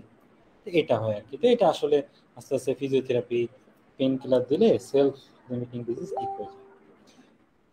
স্কোলিওসিস মানে হচ্ছে যে আমাদের একটা মানুষ যদি পিছনের দিকে বাঁকা হয়ে যায় সেটাকে বলে লর্ডোসিস, যদি সামনের দিকে বাঁকা হয়ে যায় তাহলে বলে কাইফোসিস, আর একটা মানুষ যদি সাইড দিকে বাঁকা হয়ে যায় সেটাকে বলে স্কোলিওসিস। তো কিছু কিছু মানুষ এটা আসলে দুই কারণে হয়, একটা হচ্ছে স্ট্রাকচারাল আর হচ্ছে নন স্ট্রাকচারাল। মানে হচ্ছে যে নন স্ট্রাকচারাল মানে হচ্ছে আসলে হাড়ে কোনো সমস্যা নেই, এমনি হুদাই কারণ সে এরকম বাঁকা হয়ে ঘুরে বেড়ায়। তো তাদেরকে আবার তখন ওই নড়াচড়া করাইলে ঠিক হয়ে যায়, তাদের কোনো ম্যানেজমেন্ট লাগে না, বিহেভিয়ারাল থেরাপি দিলে ঠিক হয়ে যায়। আর কারোর যদি আসলে হাড়ে সমস্যা থাকে তখন তাকে অপারেশন করে ঠিক করতে হয়। স্পাইনা বাইফিডা একটা রোগ, সেটা হচ্ছে যে আমাদের এই যে যেটা বললাম যে আমাদের এই যে ভার্টিব্রা, সামনের দিকে ভার্টিব্রাল বডি, পিছনের দিকে এই যে ল্যামিনা ট্যামিনা এগুলো থেকে ভার্টিব্রাল আর্চ থাকে, এর মধ্যে আমাদের স্পাইনাল কর্ড থাকে। এই যে পিছনের দিকে যে ভার্টিব্রাল আর্চ, এই যে স্পাইনাস প্রসিস্টোসিস, এই বরাবর কোনো একটা কারণে যদি দেখা যাচ্ছে যে জন্মগতভাবে এখানে একটা ডিফেক্ট আছে, ফাঁকা, এখানে তৈরি নেই, তখন হবে কি ভিতরের এই যে মাল মেটাল স্পাইনাল কর্ড তো এই দিক দিয়ে বেরোয় চলে আসতে পারে না। তো এই যে ঘটনাটা এটাকেই বলে স্পাইনা বাইফিডা। তো এটা আমরা আসলে অনেকবার পড়ছি, এটা আমরা ভুলি না। তো রয়্যাল কলেজ একটা স্পেসিফিক কন্ডিশনকে খুব পছন্দ করে, সেটা হচ্ছে স্পাইনা বাইফিডা অকাল্টা। অকাল্টা মানে হচ্ছে যে লুকায়িত। তার মানে কিছু কিছু মানুষের খুব ছোট ধরনের স্পাইনা বাইফিডা থাকে, যে ক্ষেত্রে দেখা যাচ্ছে হাড়ের ডিফেক্টটা খুবই ছোট, মানে একটু, এই কারণে যে আপনি তাকায় দেখতে পারবেন যে ভিতর থেকে ম্যানিনগো সিল হয়ে গেছে, যে ভিতর থেকে ম্যানিন জেস বেরোয় আসতেছে, পানি টানি বেরোয় আসতেছে, এরকম আপনি দেখতে পারবেন না। তারপরে ওইখানে আপনি দেখা যায় আঙ্গুল দিয়ে পালপেশন টালপেশন করলেও কোনো ধরনের যে হাড় নিচু টিচু হয়ে আছে এটাও আপনি বুঝতে পারবেন না। শুধু কি বুঝতে পারবেন, ওইখানে ছোট্ট করে একটু জন্ম দাগ থাকে, কিংবা একটু ছোট্ট করে এক গুচ্ছ চুল থাকে, এই যে just birthmark and hair patch, ছোট্ট একটু চুল। এইটা দেখেই বুঝতে হবে যে এটা হচ্ছে স্পাইনা বাইফিডা অকালটা।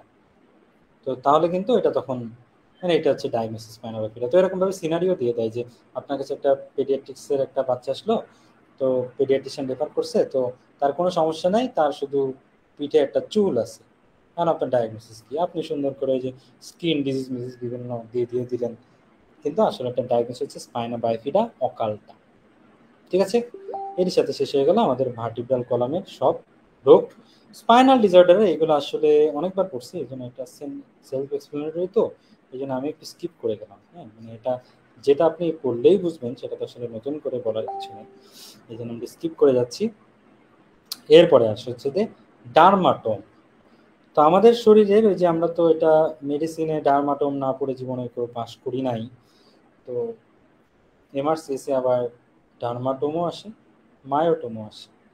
তো দুইটা কি জিনিস, একটা ডার্মাটোম মানে হচ্ছে যে একটা শরীরের চামড়ার যে এরিয়াটা একটা সিঙ্গেল স্পাইনাল নার্ভ দিয়ে মানে সাপ্লাই দেয়, সেই জায়গাটাকে বলে ডার্মাটোম। আর শরীরের যেই মাংস এরিয়া একটা সিঙ্গেল স্পাইনাল নার্ভ দিয়ে সাপ্লাই দেয় সেটাকে বলে মায়োটোম। তো এখানে আমাদের শরীরের বিভিন্ন ইম্পর্টেন্ট এরিয়ার নার্ভ জানতে চায় এখানকার ডার্মাটোমের সাপ্লাই কে, কিংবা একটা স্পেসিফিক মাসলের দিয়ে জানতে চায়। তো এটা আসলে মুখস্থ করা ছাড়া উপায় নেই, তো এই জন্য আমরা মোটামুটি এগুলো পড়তে হবে, বাট যেগুলো বেশি ইম্পর্টেন্ট সেগুলো আমরা হলুদ কালে দিয়ে দিয়ে রাখছি, এইগুলোই আসলে বারবার ঘুরে ফিরে আসে, বাকিগুলো তেমন আসে না। এছাড়া কিছু ছড়াও আছে, যেমন হচ্ছে যে এই যে 2 3 S 2 3 4 কিপস দ্য পু অফ দ্য ফ্লোর। তার মানে হচ্ছে যে আমাদের কিপস দ্য পু মানে হচ্ছে পু মানে হচ্ছে যে স্টুল, মানে হাগু আটকায় রাখে। তো তার মানে আমাদের হাগু আটকায় রাখে হচ্ছে যে S234, এর মানে হচ্ছে কি যে আমাদের যে স্ফিংটার ওইটাকে কন্ট্রোল করে S234। তারপর হচ্ছে কি 1-2 বাকল মাই শু, তার মানে হচ্ছে আমাদের অ্যাঙ্কেল জয়েন্টের মুভমেন্টের যেগুলা মানে সাপ্লাই দেয় 1-2, মানে এটা কিন্তু আপনার মায়োটন নিয়ে কথা হচ্ছে।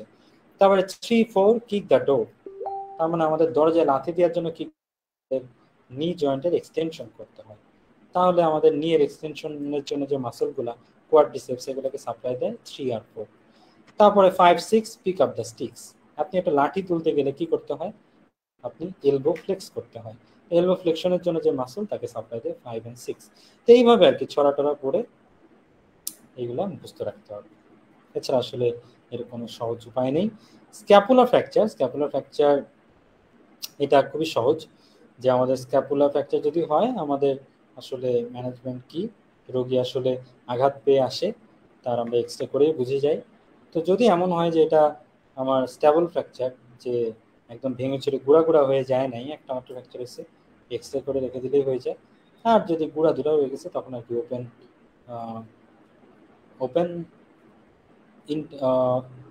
জানি ORIF open reduction and internal fixation করতে হয়, কেটে কুটে একদম স্কুপ প্লেট দিয়ে জিনিসপত্র ঠিক করতে হয়। তো শেষ হয়ে গেল আমাদের অর্থোপেডিক্স। লাস্ট হচ্ছে আমাদের রয়ে যাবে কিছু surgical conditions of the hand, এটা আর আমাদের 5-10 মিনিট লাগবে আর কি পড়তে। তাহলে প্রথম surgical condition of the hand হচ্ছে ডুপাই ট্রেন্স কন্ট্রাকচার। এটা কি? এটা হচ্ছে যে সুন্দর একটা স্বাভাবিক একটা মানুষ, তার হাত ছিল এরকম ভালো, হঠাৎ করে সে একদিন ফিল করলো তার হাতের মধ্যে এখানে কেমন যেন একটা গুটলি গুটলি মতো ফিল হয়। তারপরে আস্তে আস্তে এই গুটলিটা বাড়তে বাড়তে এরকম লম্বা হয়ে গেল এবং মনে হইলো যে এই লম্বা এক ফাইবারটা তার আঙ্গুলটা ধরে টানতেছে, এই টান দিতে দিতে একদিন তার আঙ্গুলটা একদম এরকম ভাঁজ হয়ে গেল, এই আঙ্গুল আর সোজা হয় না। এই রোগটাই হচ্ছে ডুপাই ট্রেন্স কন্ট্রাকচার। তো এটা কাদের হয়? এটা সাধারণত বলা হয় যে অধিকাংশই ইডিওপ্যাথিক। কেন হয় কাদের হয় জানা যায় না, বাট কিছু প্রিডিসপোজিং ফ্যাক্টর আছে। দুইটা বলা হয়, একটা হচ্ছে যে আমার যাদের লিভার সিরোসিস হয় তাদের এটা খুব বেশি হয়, আর যাদের অ্যালকোহল খায় তাদের বেশি হয়। এখানে আসলে কি হয়, এটা আসলে ইডিওপ্যাথিক কারণে তাদের এটা কিন্তু কোনো টেন্ডনের কোনো ডিজিজ না, এটা আসলে চামড়ারই ডিজিজ। এটা আমাদের স্কিন এবং সাবকিউটেনাস যেটা টিস্যু, এইখানে অতিরিক্ত ফাইব্রোসিস হয়, হয়ে ওই চামড়া আসলে টেনে ধরে। এখানে কিন্তু নিচের টেন্ডন মেন্ডন খুব ভালো থাকে। তাহলে এটার ট্রিটমেন্ট কি? ট্রিটমেন্ট হচ্ছে যে এটা জাস্ট আমরা সার্জারি করে যে চামড়া এখানে যে আমাদের একটা ফাইব্রোসিস ওই লম্বা একটা ফাইবার হয়েছে, ফাইবারটা আমরা কেটে দিব, দিলেই সুন্দর এটা আঙ্গুল আবার সোজা হয়ে যাবে। এটা কিন্তু কোনো টেন্ডন মেন্ডন কোনো অপারেশন করার দরকার নেই, কারণ এটা টেন্ডনের কোনো সমস্যা হয় না, এই সমস্যা পুরোটাই আমাদের হাতের চামড়ার সমস্যা। গেল। এরপরে আছে হচ্ছে আমাদের কার্পাল টানেল সিনড্রোম, একটা রোগ। সেটা কি? কার্পাল টানেলটা কি? কার্পাল টানেলটা হচ্ছে আমাদের এই যেখানে কার্পাল বোন থাকে, এই যে আমাদের আমরা যদি দেখি যে আমাদের রিস্ট জয়েন্টে আমাদের অনেকগুলো কার্পাল বোন থাকে, সে কার্পাল বোনগুলা এই যে এরকম ভাবে একটু কনকেভ ভাবে সাজানো থাকে। এরপরে কার্পাল বোনের এই মাথা থেকে এই মাথা যদি একটা এরকম ফ্লেক্সো রেটিনাকুলাম থাকে, তাহলে উপরে ছাদ দিয়ে ফ্লেক্সো রেটিনাকুলাম আর নিচে আমার অনেকগুলো হাড্ডি, এই মিলে একটা টানেল তৈরি হয়। এই টানেলের মধ্যে ঠেসাঠেসি করে অনেকগুলো যে দেখা যাচ্ছে যে আমাদের বিভিন্ন ধরনের টেন্ডন টেন্ডন যাচ্ছে, এই যে টেন্ডন তাই না, অনেকগুলো আমাদের ফ্লেক্সোর প্রোফান্ডাস সুপারফিশিয়ালিস এগুলো থাকে। আর থাকে মহামূল্যবান একটা নার্ভ, এটা হচ্ছে মিডিয়ান নার্ভ। তো কোনো একটা কারণে আমাদের এই যে টানেলের মধ্যে যদি এমনি চাপাচাপির মধ্যে সবাই আছে, যদি কোনো একটা কারণে একটু প্রেশার ক্রিয়েট হয় বেশি, যেটা কি কারণে হতে পারে, এর মধ্যে কোনো টিউমার হতে পারে, এর মধ্যে কোনো ফ্র্যাকচারের কারণে ব্লিডিং হতে পারে, এটা এমনি কারো হাইপোথাইরয়েড হইলে ওই মিক্সড এডিমা হয়, এখানে ইডিমা হতে পারে, কে ডায়াবেটিক হইলে তখন তার এখানে ইডিমা হতে পারে। এইসব কারণে যদি তার বিরুদ্ধে টিডিমার কারণে মিডিয়ান নার্ভ কম্প্রেশন হয়, তখন কি হবে? মিডিয়ান নার্ভের নিউরোপ্যাথি হবে। তাহলে মিডিয়ান নার্ভ আমাদের হাতে যে কি কাজ করে, এক হচ্ছে যে এই 3.5 আঙ্গুলের নিউরোপ্যাথিক সাপ্লাই দেয়, আর আরেকটা হচ্ছে থিনার যে এখানকার যে মাসল, এই থিনার মাসলের সে মোটর সাপ্লাই দেয়। তাহলে এই দুইটাই নষ্ট হয়ে যাবে, তাহলে এখানকার মাসলগুলোর প্যারালাইসিস হয়ে যাবে, প্যারালাইসিস হয়ে কি হবে? মাসল অ্যাট্রফি হয়ে যাবে, এই যে আমাদের আঙ্গুলের গোড়া যেরকম ফুলে থাকে না থেকে এরকম যে চিমসায় যাবে, আর হচ্ছে যে তার এই 3টা আঙ্গুলে সবসময় চিরিক চিরিক করে ব্যথা করবে, কিংবা তার এই 3টা আঙ্গুলের ওজনও মানে পাওয়ারও কমে যাইতে পারে। তো তাহলে এটার ম্যানেজমেন্ট কি? ম্যানেজমেন্ট হচ্ছে যে যদি আমাদের এরকম কোনো মানে যেহেতু এটা চাপ খেয়ে হয়েছে, তাহলে এটা চাপটা আসলে রিলিফ করে দেওয়াটাই মেইন ট্রিটমেন্ট। তো তাহলে ট্রিটমেন্টটা আমরা কিভাবে করি? এটা আসলে যদি বলা হয় যে আসলে কোনো ধরনের আমাদের সেন্সরি একদম লস হয়ে যায় নাই, কিংবা আমাদের মাসল এরকম এই অ্যাট্রফি হওয়া শুরু করে দেয় নাই, মানে মাইল্ড টু মডারেট কেস, তখন কিন্তু আমরা এই যে এই বড় বড় একটা ইঞ্জেকশন, স্টেরয়েড ইঞ্জেকশন দিয়ে এখানকার ইনফ্লামেশন কিংবা সুইলিং কমাইতে পারি। কিংবা এই রোগটা সাধারণত বেশি হয় আমরা ঘুমের মধ্যে, কিন্তু আমাদের হাতটা রিস্ট জয়েন্টটা অটোমেটিক ফ্লেকশন হয়ে যায়। তো হাত সোজা থাকলে, সোজা থাকার চাইতে ভাঁজ করলে তখন চাপ আরো বেশি খায়। তো তখন আমরা করতে পারি কি, ঘুমানোর সময় হাতে একটা আমরা গ্লাভস টাইপের পরাই দিলাম শক্ত স্প্লিন্ট। স্প্লিন্ট হচ্ছে যে হাতকে রাতে বেলা সোজা রেখে দিল, তাহলে আর কি ঘুমের মধ্যে চাপ খাইলো না, তখন আস্তে আস্তে রিলিফ হয়ে যাইতে পারে। এগুলো হচ্ছে মাইল্ড টু মডারেট ক্ষেত্রে। আর যদি সিভিয়ার হয়ে যায় তখন তো আসলে এত নাটক করে লাভ নেই, তখন অপারেশন করে এই যে উপরের যে আমাদের ফাইবারটা কেটে দিতে হবে। তাইলে আমাদের এখানকার যে একটা টোটাল যে টানেলের আপনি যদি ছাদ খুলে দেন, তাহলে তো মোটামুটি অনেক জায়গা বেরোয় গেল, তখন ওরা একটু রিলিজ হয়, তখন নার্ভটা আবার ডিজেনারেট করে। এই হচ্ছে কার্পাল টানেল সিনড্রোম। এরপরে আমাদের লাস্ট হচ্ছে যে আমাদের হাতে বিভিন্ন ধরনের গোটা হইতে পারে, সেটা হচ্ছে মিসসেলিনিয়াস লাম্প। প্রথমটা হচ্ছে যে অসলার নোড হইতে পারে। হাতে হঠাৎ করে একদিন দেখলেন যে বিভিন্ন ধরনের ছোট ছোট ছোট ছোট গোটা হয়েছে, সেই গোটাগুলো হচ্ছে লাল লাল কিংবা হালকা একটু কালো কালো, হাত দিয়ে দেখলেন বিশাল ব্যথা, এবং এটা হচ্ছে চামড়া হাতের তালুতে। এটা হচ্ছে অসলার নোড। এটা হয় কি আসলে বিভিন্ন ধরনের যারা অটো ইমিউন কন্ডিশনে ভুগতেছে, তাদের এই ইমিউন কমপ্লেক্স গুলো আমাদের হাতের বিভিন্ন জায়গায় জমে যায়। এটা আসলে যে জয়েন্টেই জমতে হবে তা না, চামড়াতেই জমতে পারে, কোনো ভেসেলে জমতে পারে, জমে তখন ওইখানে ইনফ্লামেশন হয়। ইনফ্লামেশন মানে ব্যথা, এই জন্য এখানে হয়। তো এটা হচ্ছে অসলার নোড। এছাড়া 2 ধরনের নোড আছে, সেটা হচ্ছে একটা বলে হ্যাভার্ডন নোড, আর একটা হচ্ছে বৌচার্ড নোড। তো এটা কি? এটা হচ্ছে আমাদের এই যে জয়েন্ট আছে না, আমাদের আঙ্গুলের তো 2টা জয়েন্ট, একটা হচ্ছে প্রক্সিমাল ইন্টারফ্যালাঞ্জিয়াল জয়েন্ট পিআইপি, আর একটা হচ্ছে ডিআইপি। 5 মিনিট। তো যদি আমাদের এই অস্টিও আর্থ্রাইটিস কিংবা কোনো অস্টিও আর্থ্রাইটিস জনিত কারণে ইনফ্লামেশন হয়ে এই যে হাড় এরকম মোটা হয়ে বনি আউট গ্রোথ হয়ে আমাদের এরকম গোটা হয়ে যায়, তাহলে এই 2টা নোড হতে পারে। তো এই 2টা নোড হচ্ছে যে জাস্ট পজিশনের উপর ভিত্তি করেই এদের নামকরণ। এরা যদি প্রক্সিমাল ইন্টারফ্যালেঞ্জিয়াল জয়েন্টকে ধরে এরকম মোটা হয়ে যায়, তাহলে এটাকে বলে বৌচার্ড নোড। সেম জিনিস, সেম ঘটনা, সেম ডিজিজ, জাস্ট ডিস্টাল জয়েন্টে ধরছে, তাহলে এটার নাম হচ্ছে যে হ্যাবার্ডেন নোড।